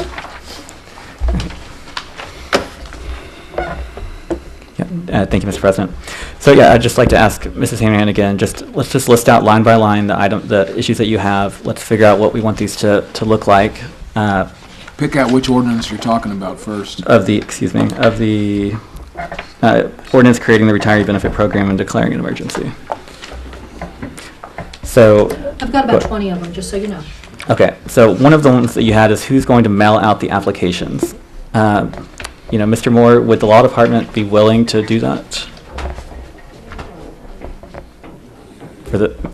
I suppose we could. We have a secretary, but he only spends a third of his time. Well, he actually spends like a third of his time on council stuff because council doesn't have a secretary to the clerk yet. And then he spends 2/3 of his time on tech support for the city. I don't know, maybe we could fit that in. I suppose I could go in. I sent out letters 4 years ago, so I suppose I could do it again.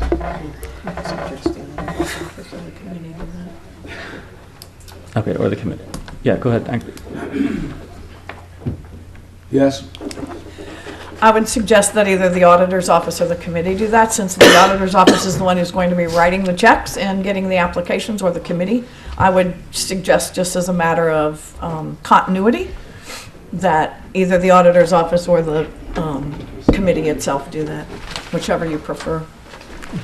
I would suggest the auditor's office. This committee's going to be changing over time. And if you look at all the workload they have for a uncompensated volunteer committee, this is a lot of work. So I would suggest that it be done and recorded by the city. Okay.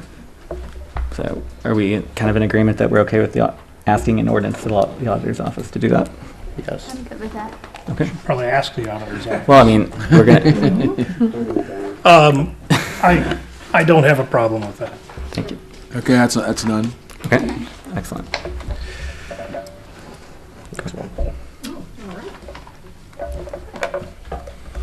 Who will be responsible for contacting all the employees of the changes and the requirements, and how will they do it? Would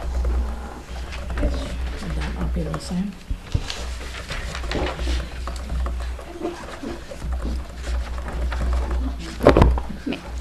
Wouldn't that be the same? No, That would come from no, council. changes and, well, okay. So the auditor's office will take care of that. Take care of the changes. Contacting the employees of the changes and the new requirements. The employees that work for the city now, or you mean the retirees? The retirees. The retirees, Sorry. okay, I'm sorry. No, that's fine. when I've been thinking about this, I thought it would be a letter that would come from the council, through the clerk of council, but as far as creating the mailing list and mailing them all out, yeah, we could, because I would put the first application with it. I would like a letter saying what happened, and the first application with the deadlines, and a summary of what it means to be mailed out to each one of the retirees. Okay. Okay, I'd like to go to section... Well, Ms. Aaron, are you okay with that? Before we move on? If his office is going to do it, yes, if it's spelled out. Is everybody else okay with that? I'm good. Okay. Yeah, keep going. So go to section 4. Hi. 1.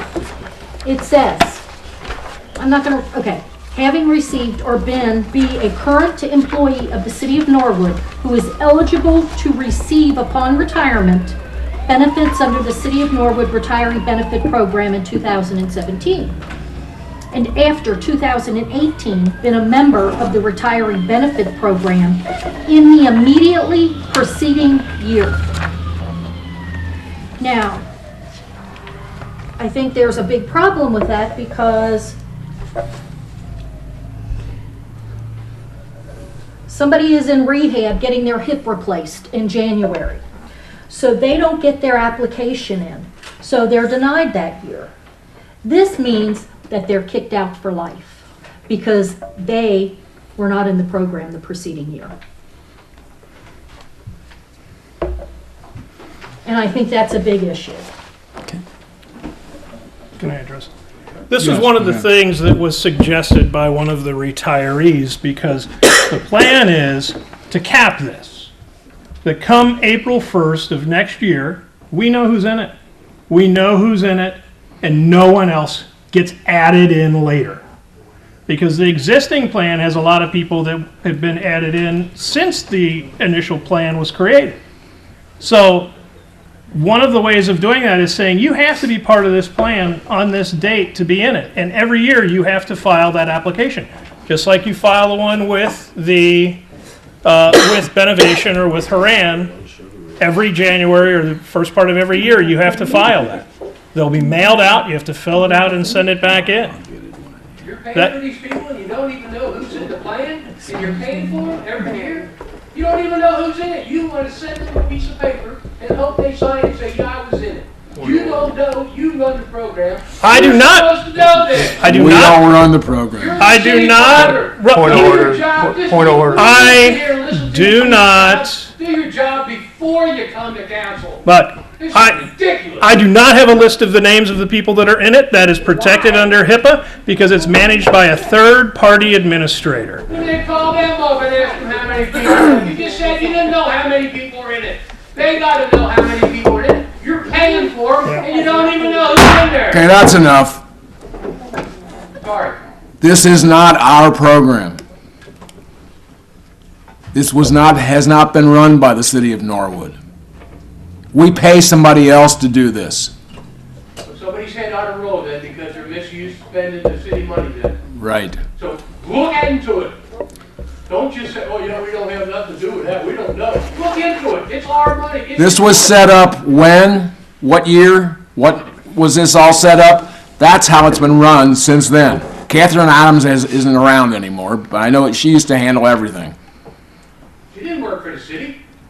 No, but she took care of the C9 Trust. Thank you. You're letting some volunteer run the city that's spending $1 million a year and you don't even have an employee working for the city. That don't make sense either, boys. Yes. Benovation or Haran run it. Yeah. Professional Okay. company we have to hire. My whole point is here, is if Ms. Wallace doesn't get her application in this year, she should not be kicked off for life. There are always circumstances. The mailman may not have given, or may not have put her application in, I don't know, but it just seems that's a pretty tough, you know, it's just a way to eliminate people, and I just think that's a big issue, because everybody could fall into a problem where they have a year where they don't get this application in. Continue. Yeah. say something. Since 1956, the city came to us. I started a fire department in 1956. And the city came to us and said, we'll pay the firefighters insurance. And 2 years later, they came back and they says, we'll pay for you and your family if you take 2 years not asking for a raise. We accepted that. And we was always with an ordinance. The city came to us and always accepted what we wanted for almost 60 years. And now all of a sudden you people haven't even lived in this town that damn long.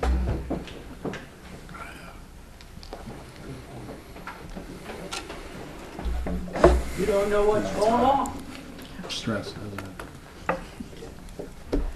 Mr. Bonzel. Thank you, Mr. Sorry President. I said this, but it's true.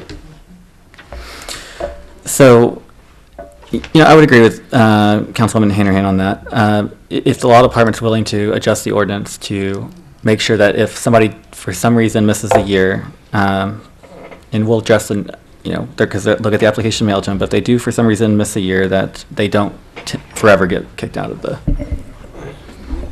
Well, here's the question. Do you want to take that requirement out, or do you want to allow an appellate process, specific enumerated exceptions? What do you want? I will happy to change the ordinance to anything legal that council wants it to say. What does council want it to say? I think if we could add in something like, for example, I know paying off student loans. If I don't turn in my form on time, they do send another one to where it will be late, but they'll accept it, but I'm penalized for it. Now, I'm not saying penalize them for being late, but maybe give them like a 3-month after January to, let's say January was a rough month, they had something going on, some surgery, they were hospitalized, but give them an extra 3 months to still apply, if that makes sense. Extend the application not to January 31st, but to March 31st? Yeah. Every year? I don't know.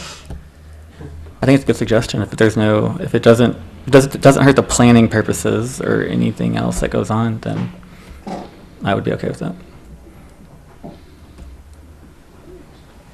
I'm not sure that addresses Member Hanrahan's original concern. If somebody missed this year, they're out forever.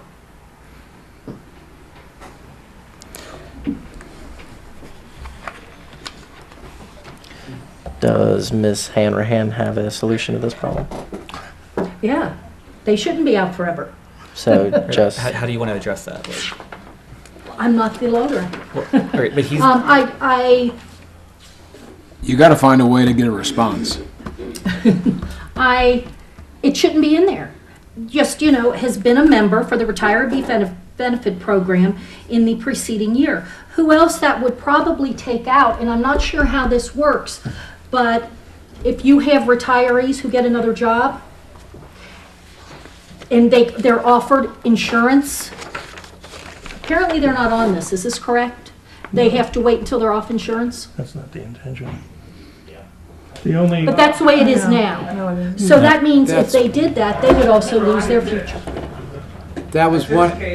You're going to exclude them? That's not right. That's one of the changes that I made yesterday, because it said if you're in the language that we started with involved.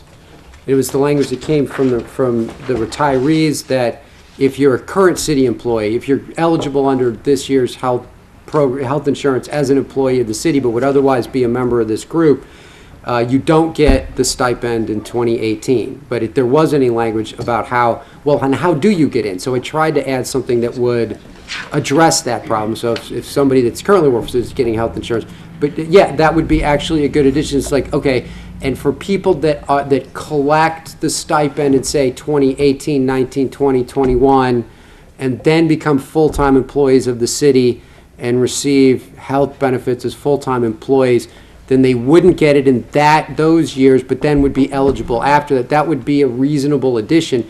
Not that something that needs to be addressed this week. That's one of those that could be addressed later on, but yes, that would be a better, you're right. Only for the city of Norwood. Well, right, it's clearly, yes, for the city of Norwood, right. Just for the city of Norwood. If they get a Right. job somewhere else and they get health insurance, that doesn't matter. It's Right, only doesn't matter to us. the people who are currently working for the city of Norwood now and getting the city of Norwood insurance don't get this the years they're getting the city of Norwood insurance. They get this after they leave. Well, I would just like to see it removed. Okay, that's, So the people that work here now that are eligible for this program, she's back on the last, I think you're back on Yeah, I don't think we 4B1. clarified that. Yeah, so, and that was a whole, yeah. she Been a tossed member of in the another retiree issue in the program the middle of that. immediately preceding year. I think that needs to be removed. and then do you want it to be that you cap the program? That if you're not in it in 2018, you're not in it? Or do I you want don't it to know be if there that are other anybody people still can? working in the city. I No, don't know if there's anybody still working in the city There are. who would be eligible. They're already in there. They're covered on this, those people that are working for the city that are eligible. There's someone, are we allowed to ask him? Anybody out of 19? You can't let this get out of order, man. This ain't open discussion. Retiree, the C9, and that this is only for people that were hired prior to 1975. Any retirees after that shouldn't be on this. They shouldn't be on that list whatsoever. No, but there's current employees of the city of Norwood that are eligible for this. No, it shouldn't be. It shouldn't be. That wasn't Pardon? when this was set up. It was for when There are when it current was full employees. Emergency, and we gave up salary. We froze our salaries. We went from Blue Cross and Blue Shield to an insurance that was equal to or better than Blue Cross and Blue Shield at that time, along with the Millennium and the C9 Trust, but it was only for people prior to 1975. Right, but Then after that, other people. the mayor of Norwood is in this C9 trust, and he's an employee of the city of Norwood. That's right. But he was hired before 1975. Yes, So are the and anybody, yeah, so anybody that is currently working for the city that we. Should not be in this. No, well, but there are people that started before 1975 that have not retired yet, so that's all it is, so. There's been a policeman for 30 years in this place. Yeah. There are. But there are people on this that So you're talking about capping it so nobody else could get in it? And are we talking about new wives and things like that? Right. All right, then after everybody who should be in it is in it, then you cap it. I mean, how do you do that? The ordinance does that now, so we just need to figure out, though, how to make sure that if somebody just does not submit an application 1 year, they're not out forever. So, I mean, I don't want to necessarily put more work on the administrative committee, so I'd like to see it just be some kind of an automatic thing. Is there a line in here or some words in here that you think that you could adjust so that doesn't happen, or that they don't, or even a sentence saying that somebody does not lose membership in the program just because they don't submit an application 1 year? We're gonna be here till midnight. I'd like to suggest maybe we suspend this discussion and move on, finish the council meeting, and then come back and start this discussion again. Because we have some things that need to be finished on the council meeting. And this is going to be a long discussion. Okay. Yeah. And we'll skip those other two ordinances because those both apply to the, yeah. Somebody have to make a motion on it. Yes, Mr. Blair. I motion we table those other ordinances as well. So, if you will, would you mind withdrawing your motion? I'll make one to, I think, accomplish that goal, so. Yeah. Okay, sorry, thank you. Okay, so I would like to move that we move this discussion, that we table the ordinances until, we'll table the ordinances, and that we move this discussion to right before the law directors, or right before the executive session, so.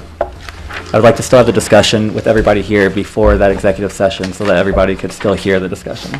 I don't want to kick everybody out and then make them have to wait in the hallway. Question on the motion?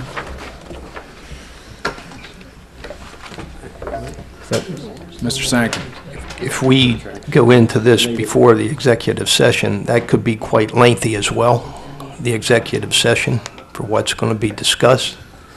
So, I mean, if you want to extend it out, that's fine, but it's going to be a lengthy one there as well. Again, it's just a question of do we want to try to get this fixed and make this work? I mean, if we do, I'd love for suggestions on how else we can do it. It just seems like a funny thing to be doing at a council meeting. So it should be at a committee meeting. It should have been at a committee meeting. There you go. But we're here. It wasn't. We're here where we are right now. Well, we're here where we were, and why does it need to be done tonight? Yeah, I'd like the law director. Just as far as the idea of drafting language to address these things, if you gave me the list today, I would be hard pressed to have language tomorrow at some point because, I got other things on my plate. And to have language, and then we would come back again once we had the language and I do not see how we can make any serious, certainly not, we're the first 4 things in, and I'm already, okay, I think that maybe this is a start on how to word something to get to that point, and not get in trouble.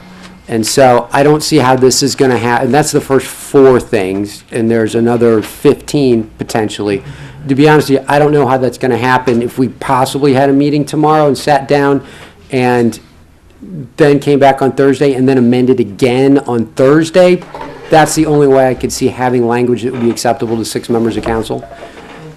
To be honest with you, I don't see this happening at this point. Maybe pass something in December that would go into effect the end of next year. But quite honestly, if this is where we are as far as having enough votes to pass an ordinance, I don't see it happening.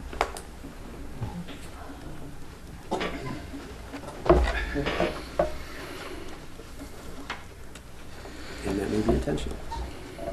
Yeah, I mean, this is a $500,000, decision for the city for next year, and so the question is, and it's okay if that's what the council wants to do, that we don't, and it's gonna be hard to make it happen. I agree with that, but I just want to make sure that we know that pushing this off pushes off another $500,000 when our health insurance is going to go up. Our city, for city employees, is going to go up likely 25% next year.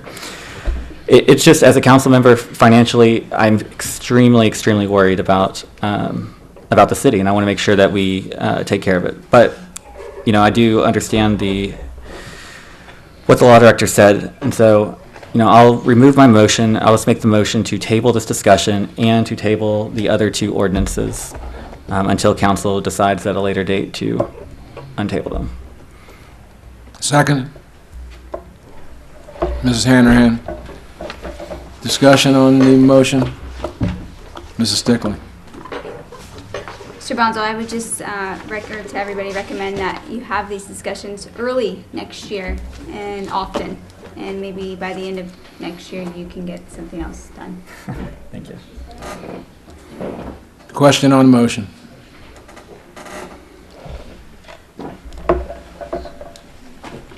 Call the roll. Mr. Bonzo. Yes. Mr. Clark.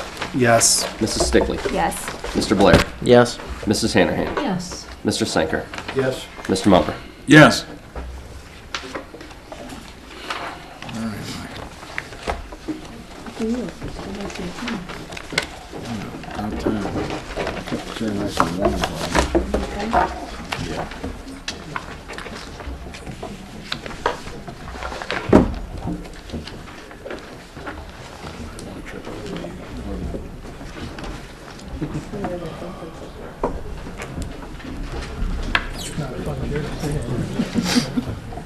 You're not coming back for any more meetings. All right, move on to administration reports. Mr. Moore? Oh, worked to me already. All right.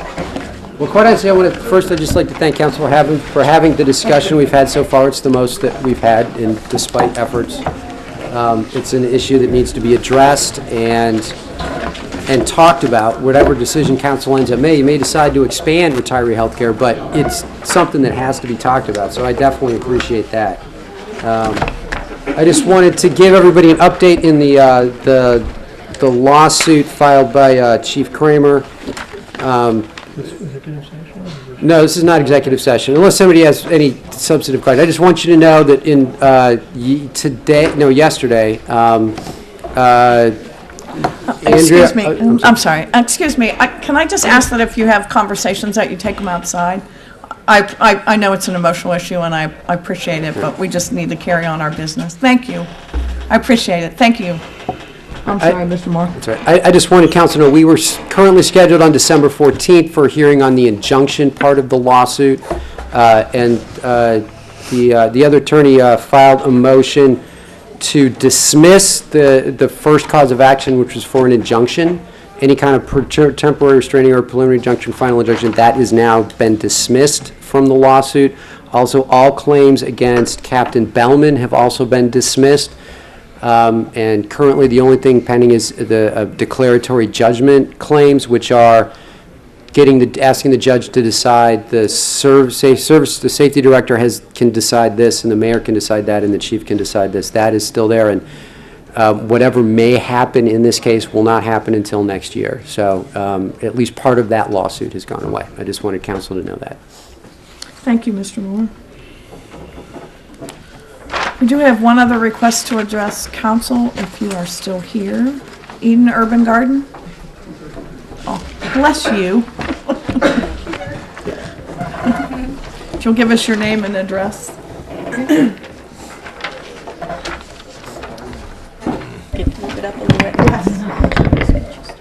Is that good? Yeah. My name is April Pandora. I'm a managing member of Eden Urban Gardens, LLC. We are based in Cincinnati, Ohio, right up the road in Pleasant Ridge. That's our mailing address. We have one location in Pleasant Ridge and our main production location in Spring Grove on a half an acre of leased land. So I am here as an introduction. I came 2 weeks ago. And we want to invest in Norwood as a business. I actually lived in Norwood for close to 5 years. And we want to invest in Norwood in properties that are vacant, that had blighted buildings. And we have a property on Lawn Avenue that we are working with the Hamilton County Land Bank and the City of Norwood to purchase and develop into one of our market gardens. So we currently have a little over a half an acre in production. And when I was here last meetings, a couple people asked me, like, well, what does that look like? Because most people don't really know what that looks like. And so in a room that's 50 feet by 50 feet, which might be about this size, more or less, might be a little bit longer, that would be like 8 rooms. Okay, so that's the size that we're operating on now, 8 to 9, I'd say 8 to 9 rooms, probably more like 9 rooms. The property on Lawn Avenue that we would be developing would be about 5 of these, so it would be a little bit smaller. And the main reason we want to have property and have ownership is, one, we can control the long-term output. We're in a lease situation. If the property is sold, if the owner in our business does not come to terms, we lose that property and we have to pull up all of our permanent crops. Most of what we grow is herbs, perennial herbs, annual herbs, vegetables, and fruits. And so when you're doing fruit trees, it's not a one-season process. It's a very much a long-term process. It's 4 to 6 years for some of these trees to bear fruit. So what I have brought in, and this is a very extensive process. We've actually been working on this for 3 months with the land bank, and then we have to go through planning and we have to go through zoning. So it's very exciting, but it does take time. And with that, I do have pictures for council and for the community to look at. We can pass this around, of a field that we had, a property that we had that was just plain, there was nothing there, and how we've developed it and what it would look like. I have our exhibit picture boards here of this past season's crops. And we've been selling at the Norwood's Farmers Market for the past 2 years. We also sell at the Pleasant Ridge Farmers Market. We sell to distributors over in Bond Hill that sell throughout the community, and to local restaurants and artisans throughout Cincinnati and parts of northern Kentucky as far as south as Louisville. So that's where our products go. We have on display, feel free to smell, touch, and eat if you would like. Okay, this is what we have right now. I also have curly kale, but I didn't have that on the tray. So I will pass these around, and the pictures. They are wet because I attempt to keep the plants happy, and they were extended, so I had to keep dipping them in as people were watching me dip them in the back. But anything to keep the plants happy. Okay. We do use organic practices. We don't use synthetic fertilizers or pesticides. So any other questions people have, I have business cards. You can talk to me after the meeting, or I don't know if we have time for questions now. Thank you. Yes, Mr. Bonsall? Yeah, I was just gonna say, what is your current path when it comes? I know you're working with the building department. What's going on, I guess, with that? What's happening right now? We have received another letter saying that Eden Urban Gardens can be a represented legal agent for the land bank, and that's important because what we're facing now is the land bank owns the land, and we want to use the land, but to make this happen, I have to be able to sign off on the forms as the managing member of the company, or the owner. Managing member is another word for owner. And so I did receive that letter today. I've been working with Commissioner Stoker, and he also received a copy of that. So now we can fill out the forms and apply to the planning committee. Any other questions? Great, thank you. Great, thank you. All right. Back to the room.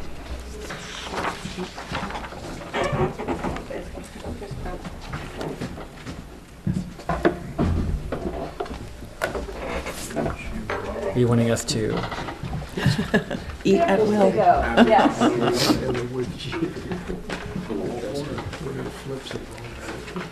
right. Thank you very much. We're hungry. We've been here a long time. Need some sustenance. We'll move on to unfinished business. Is there any other requests to address council? No, sir? I didn't think that overrode. Your request was about the C9 Trust? Well, no, I was saying to add that in, but not to diminish. All right. Please come forward.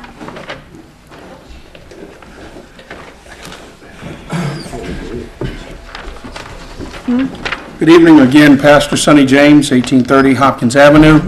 I came first to say thank you for your service, those of council members that have faithfully served our fine community over the last 2 years, and we wish all of them those that won't be returning, wish you well in whatever God sends you in, and pray that you stay connected and to help our fine city continue progressing. Now, let me get to this though. Tonight I want to say, tonight we began getting the butter from the duck. I get sick and tired of coming in and everything's yes, yes, yes, and nobody, or rarely do we see anybody challenge anything. I want to applaud, and I've been challenged before. I can't, I guess, cheerlead for certain people and not others, so I guess I can't mention the names. But we all saw it. I want to tell the residents of Norwood this. Listen, don't practice on us.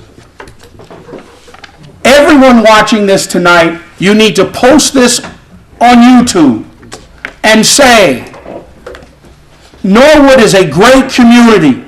It's fine, it's wonderful. But just take a look at how we function. You mean something that should have been addressed 10 years ago?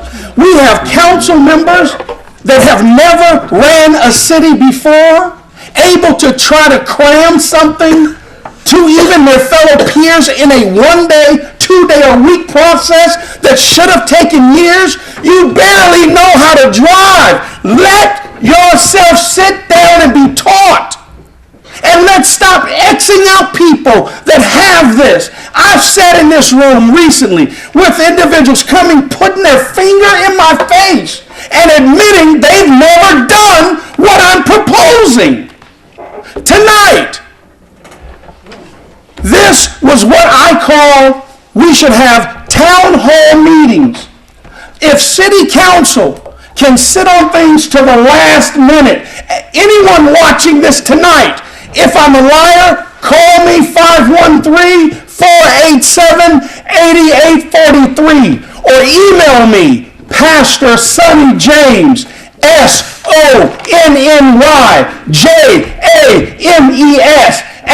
@gmail.com and tell me that I've lied.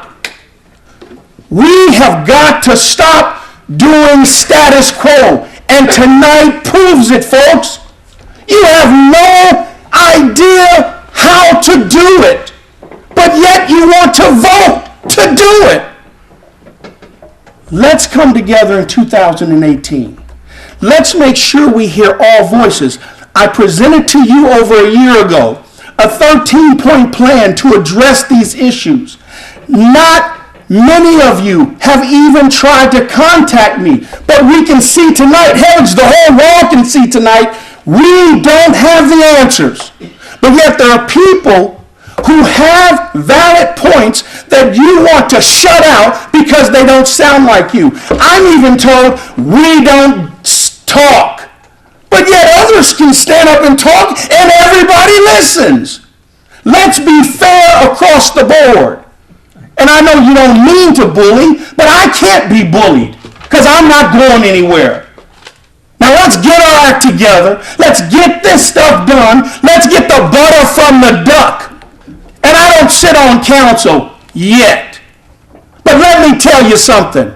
Table that nonsense and just do the right thing. The word was, we don't have a legal obligation. Maybe not.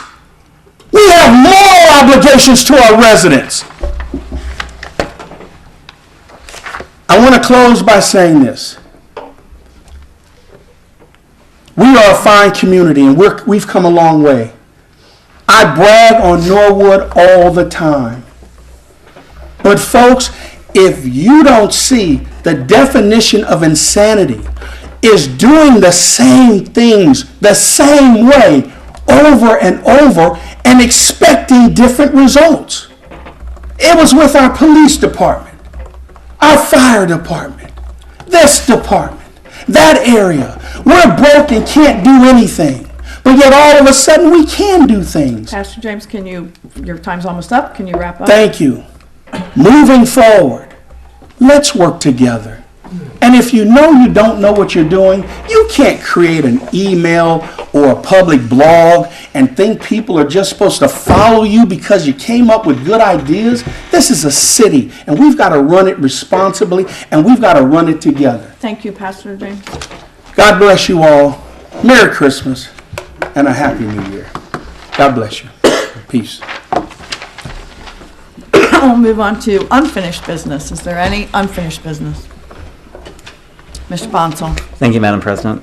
So I would like to refer our conversation regarding the retirement health care to the Committee of the Whole and request that the President of Council schedule a meeting to discuss that.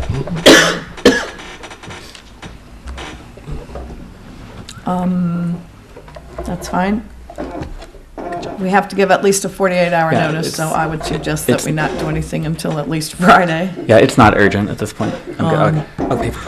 Let's go for next week if we can. Or perhaps next week. Yeah, next week. Yeah, next week. It's not. We should at least just talk about what we want to do, and if the answer is do nothing, I mean, it's totally fine. Is there a date? Is Monday good for everybody?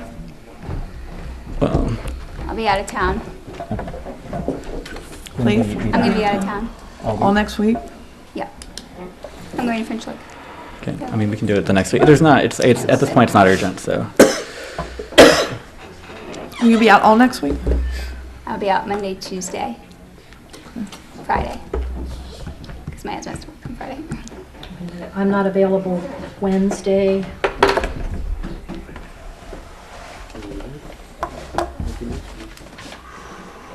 No, I'm not available Thursday.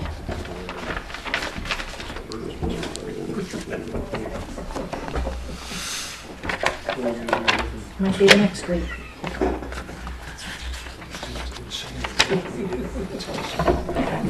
Most people could do it Monday. We could do it on Monday the 4th.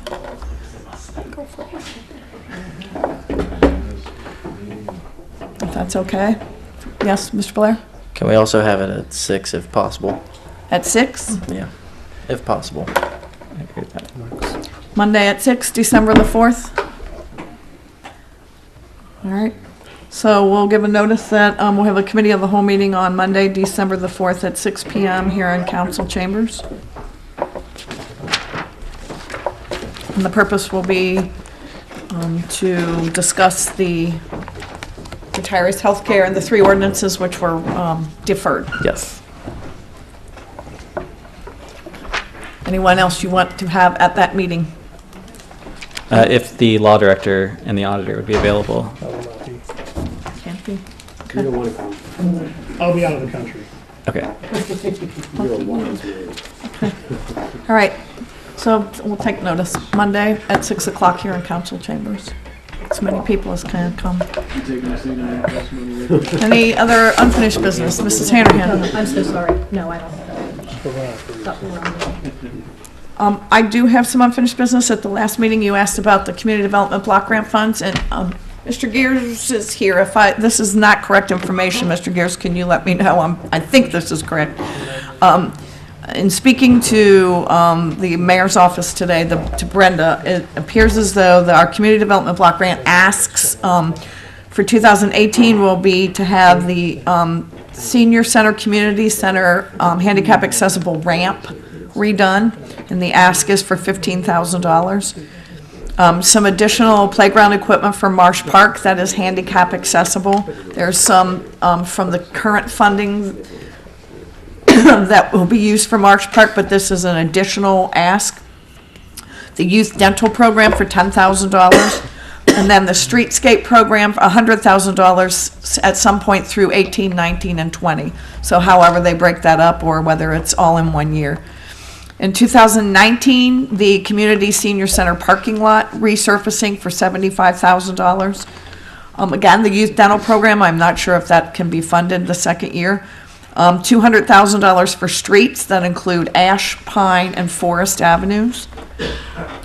And then in 2020, again, the youth dental program, $100,000 streets to do Highland and Lexington Avenue, and then an additional $100,000 for some additional streets. Is that correct, Mr. Gears? Does that sound correct?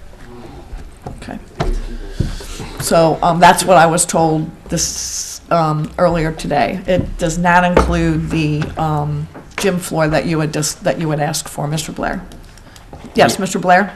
And on that note, I've spoken with Mr. Gears about that, and unfortunately, the gym floor does not meet the requirements for the block grant because it's not exclusive to the seniors, if that is correct. Oh. Thank you.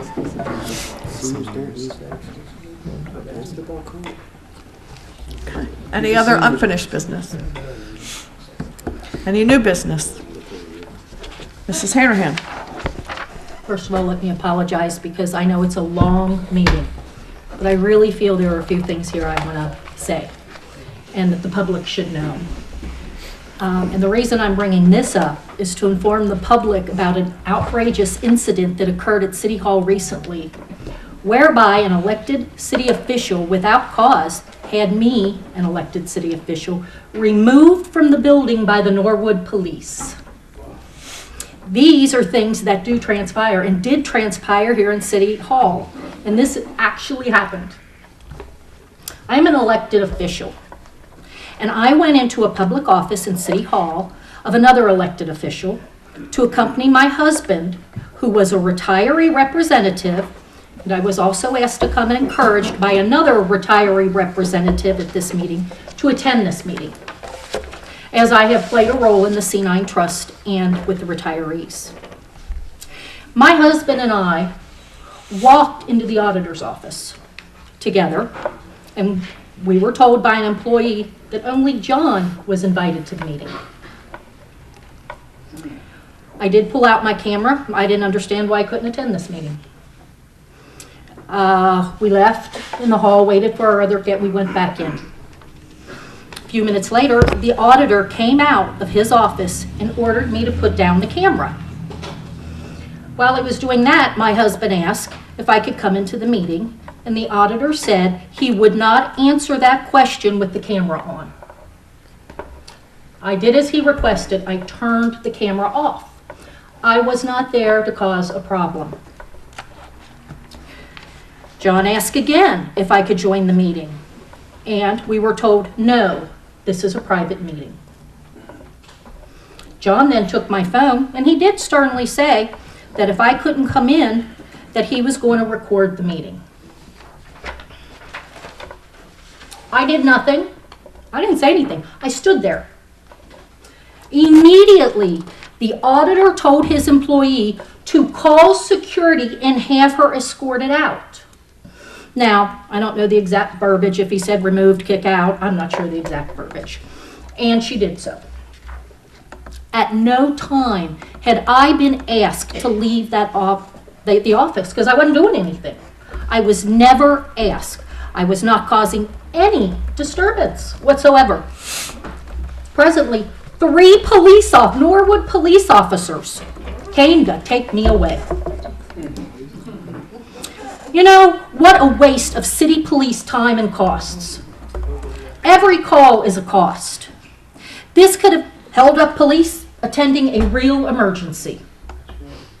I was then escorted out of the office and out of the building. I went voluntarily. I was not there to cause a problem. I wasn't going to cause a problem for the police, which I think they were in an awkward situation anyway. They walk into a room, nobody's saying a word, we're just standing there, and they've been asked to take somebody out.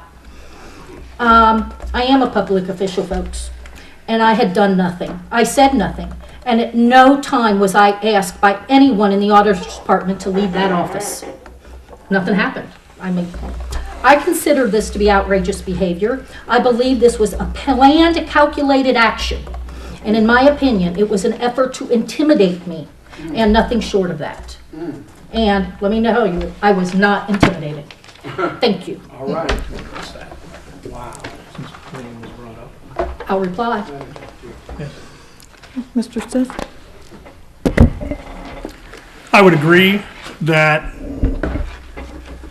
there was intimidation implied. However, I feel the intimidation was by the council person who walked into the auditor's private office. It wasn't your private office. That's an open, that's a public office. Do I have the floor? I'm sorry. Excuse me.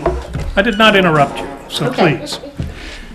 Walk out of my office, council person's got the telephone on, recording me walking out and talking, begins asking questions. This is the auditor's office. We do not allow recording devices in the office. I asked her to turn it off. She lowered it in front of her chest, kept it pointing at me. I said, you need to put that away if we're going to have a discussion. Because in the state of Ohio, you have to have someone's permission to record them.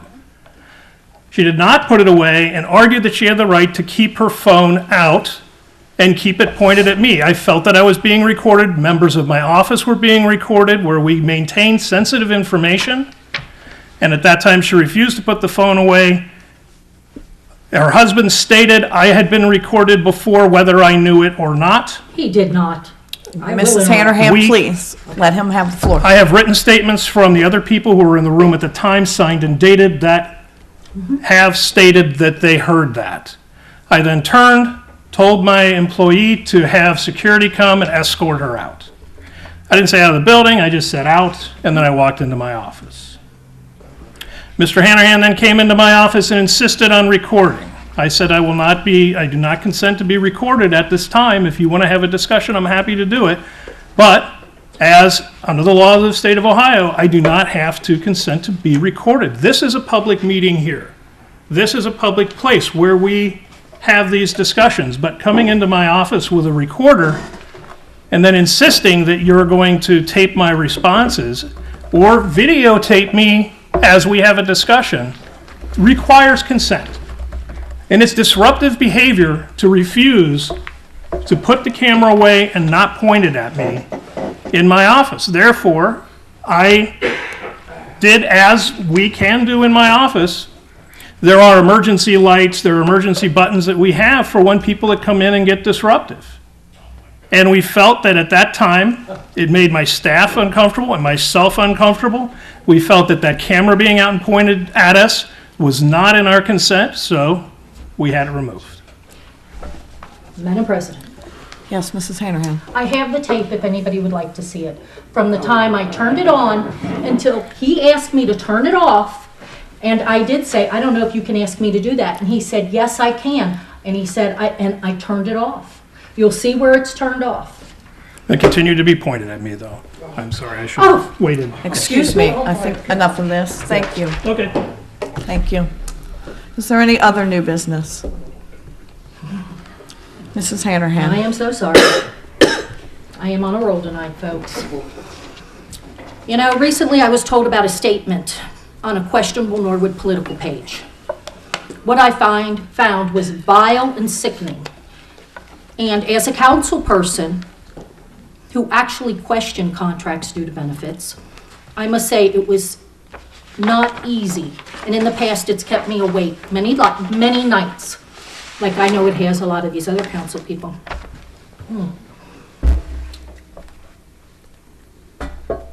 Our employees did nothing wrong by negotiating a good contract. These are people. This is not just a numbers game. The Post, I believe, referred to our retirees. It referred to our retirees, it referred to our policemen, our firemen, and literally every city employee.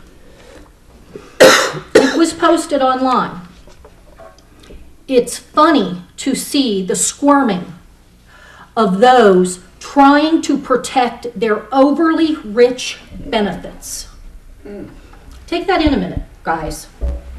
Funny and squirming? This is not funny. This is pretty sad. This was said in a public forum. It was allowed on the website also. And for someone to think it's funny and enjoy watching people stress and worry over changes that affect their livelihoods, in my opinion, is nothing less than evil. This remark was written by a member of the state's financial commission working here in Norwood. This remark shows that this individual has his own agenda and he is not of the character. He doesn't have the character of anyone I would like representing this city. Thank you. Thank you, Mrs. Hanrahan. Is there any other new business? Madam President? Yes. Be remiss if we didn't bring up that the Christmas celebration here on Saturday, December the 2nd. We could use a bit of positivity, couldn't we? Put a little festivity in everybody's, and kind of cheer everybody up a little bit, you know what I mean? The elves, jolly elves be here. So Christmas Town goes on here on Elm Avenue, Saturday, December the 2nd from, is it 11 till 6? 11 a.m. to, I think it's 11, might be So- 10, till 6 p.m. The And tree, then Christmas tree lighting is yeah. at So if 6. you want to expand upon that, that's And I would be remiss if I didn't point out that it was the Crosstown Shootout at the same time, and I've been told that there will be a tent with a TV. That will also have adult beverages in it, so people can still come to Christmastown, and watch the Crosstown Shootout. And there will be free carriage rides, free cotton candy, free hot chocolate, a lot of other things for sale. So it's a really nice event, and it appears as though the weather will cooperate too. So, yes, Mrs. Hanrahan. Something nice. I would just like to mention that Brandon Blair here took off work to stay tonight and finish this council meeting. He hasn't, he wasn't reelected. He didn't have to do it, and he did, and I think it was really nice. And He's getting penalized for it too. Yeah. Very nice. He's getting penalized for it too. Thank you. Thank you.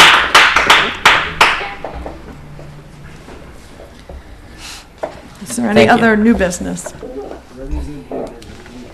Move on to communications. The first is a letter from the Ohio Liquor Control regarding a liquor license transfer for the Indian Mound Cafe. It is a license, objections have to be in by December the 4th, and they were sent to all of the appropriate departments with the responses that are attached to that letter. Mr. Mumper. I'd like to move that we don't object to the transfer of the license and we move on. Seconded by Mr. Bonsall. Is there any discussion? Call the roll, please.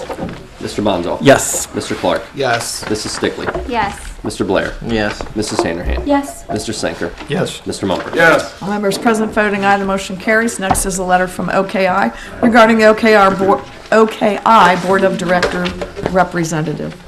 Dear ladies and gentlemen, the term of your current representative on the Ohio, Kentucky, Indiana Regional Council of Governments Board of Directors for 2017 will expire upon convening the Board of Directors of the Council on January 11th, 2018.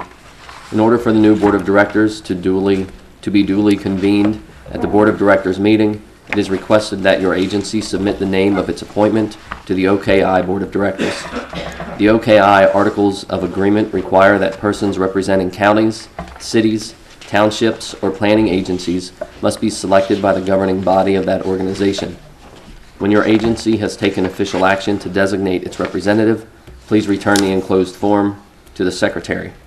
Your reply is needed as quickly as possible, and no later than January 5th, 2018. Representation on the OKI Board of Directors is not a commitment to fund OKI. Non-federal monies to operate OKI are obtained mainly from participating counties through funding agreements. The purpose of local representation on OKI is to assure that work on behalf of the region is responsive to local needs. Your cooperation is greatly appreciated. Sincerely, Mark Polisinski, CEO, Executive Director. Mr. Bonsall. Yeah, I'd like to move that we move this to the January 1st council meeting and let the new council decide who they would like to put on it. Seconded by Mr. Blair. Is there any discussion? Mr. Bonsall. Yeah, thank you, Madam President. Yeah, I'll just say, in here, there's some attendance things, and many of these meetings are executive committee meetings, so probably 2/3 of them are. And so board members, who I was this year, are not required to attend those. So, but I still think it'd be good to, like I said, see what the next council thinks about this and see if there's somebody there that might be put to do it. We'll just note that we probably won't meet the deadline then, Well, January 5th, 2018. So, unless we do it at the right, organizational meeting. At the organizational meeting, yes. Add that to the organizational meeting. So the motion on the floor is to receive and file the letter and to defer on this appointment until the next council. Do you have a comment? Pardon me, just what you were saying about add that to the Organizational agenda meeting. for the first. Okay. Yes, Madam President. Call the roll, please. Mr. Bonzall? Yes. Mr. Clark? Yes. Mrs. Stickley? Yes. Mr. Blair? Yes. Mrs. Handerhan? Yes. Mr. Senker? Yes, sir. Mr. Mumper? Yes. All members present voting aye, the motion carries. Next is the letter from Mayor Williams regarding request executive session to discuss employee contract negotiations pursuant to ORC 121.22 G4. Dear Madam President and members of council, I am requesting council go into executive session on Tuesday, November 28th, 2017, under Ohio Revised Code, Section 121.22 G4, to prepare for or review negotiations or bargaining sessions with public employees concerning their compensation or other terms and conditions of their employment. If you have any questions regarding this matter, please do not hesitate to contact me. Sincerely, Thomas F. Williams, Mayor, City of Norwood. Mr. Mumper. I move the letter be received and filed and that we go into executive session under ORC 121.22G4 to prepare for or review negotiations or bargaining sessions with public employees concerning their compensation or other terms and conditions of their employment. Is that detailed enough? I think that'll cover it. Second by Mr. Sanker. Is there any discussion? Call the roll, please. Mr. Bonzall? Yes. Mr. Clark? Yes. Mrs. Stickley? Yes. Mr. Blair? Yes. Mrs. Handerhan? Yes. Mr. Senker? Yes, sir. Mr. Mumper? Yes. All members present voting aye, the motion carries. We will move into executive session, so we'll ask those in attendance to leave. We will just come back into session only for the purpose of adjourning. So if you can turn off the cameras and the sound, please.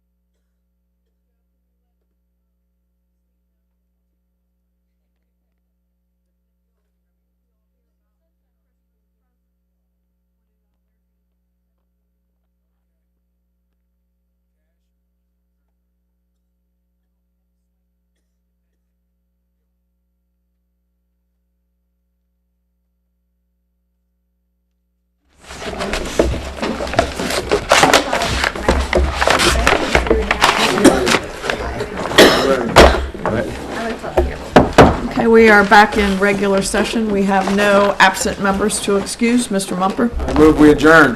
Seconded by Mr. Bonsall. Call the roll, please. Mr. Bonzo? Yes. Mr. Clark? Yes. Mrs. Stickley? Yes. Mr. Blair? Yes. Mrs. Hannigan? Yes. Mr. Senker? Yes, sir. Mr. Mumper? Yes. All members present voting aye, the motion carries. This meeting is hereby adjourned. Your voice was getting deep.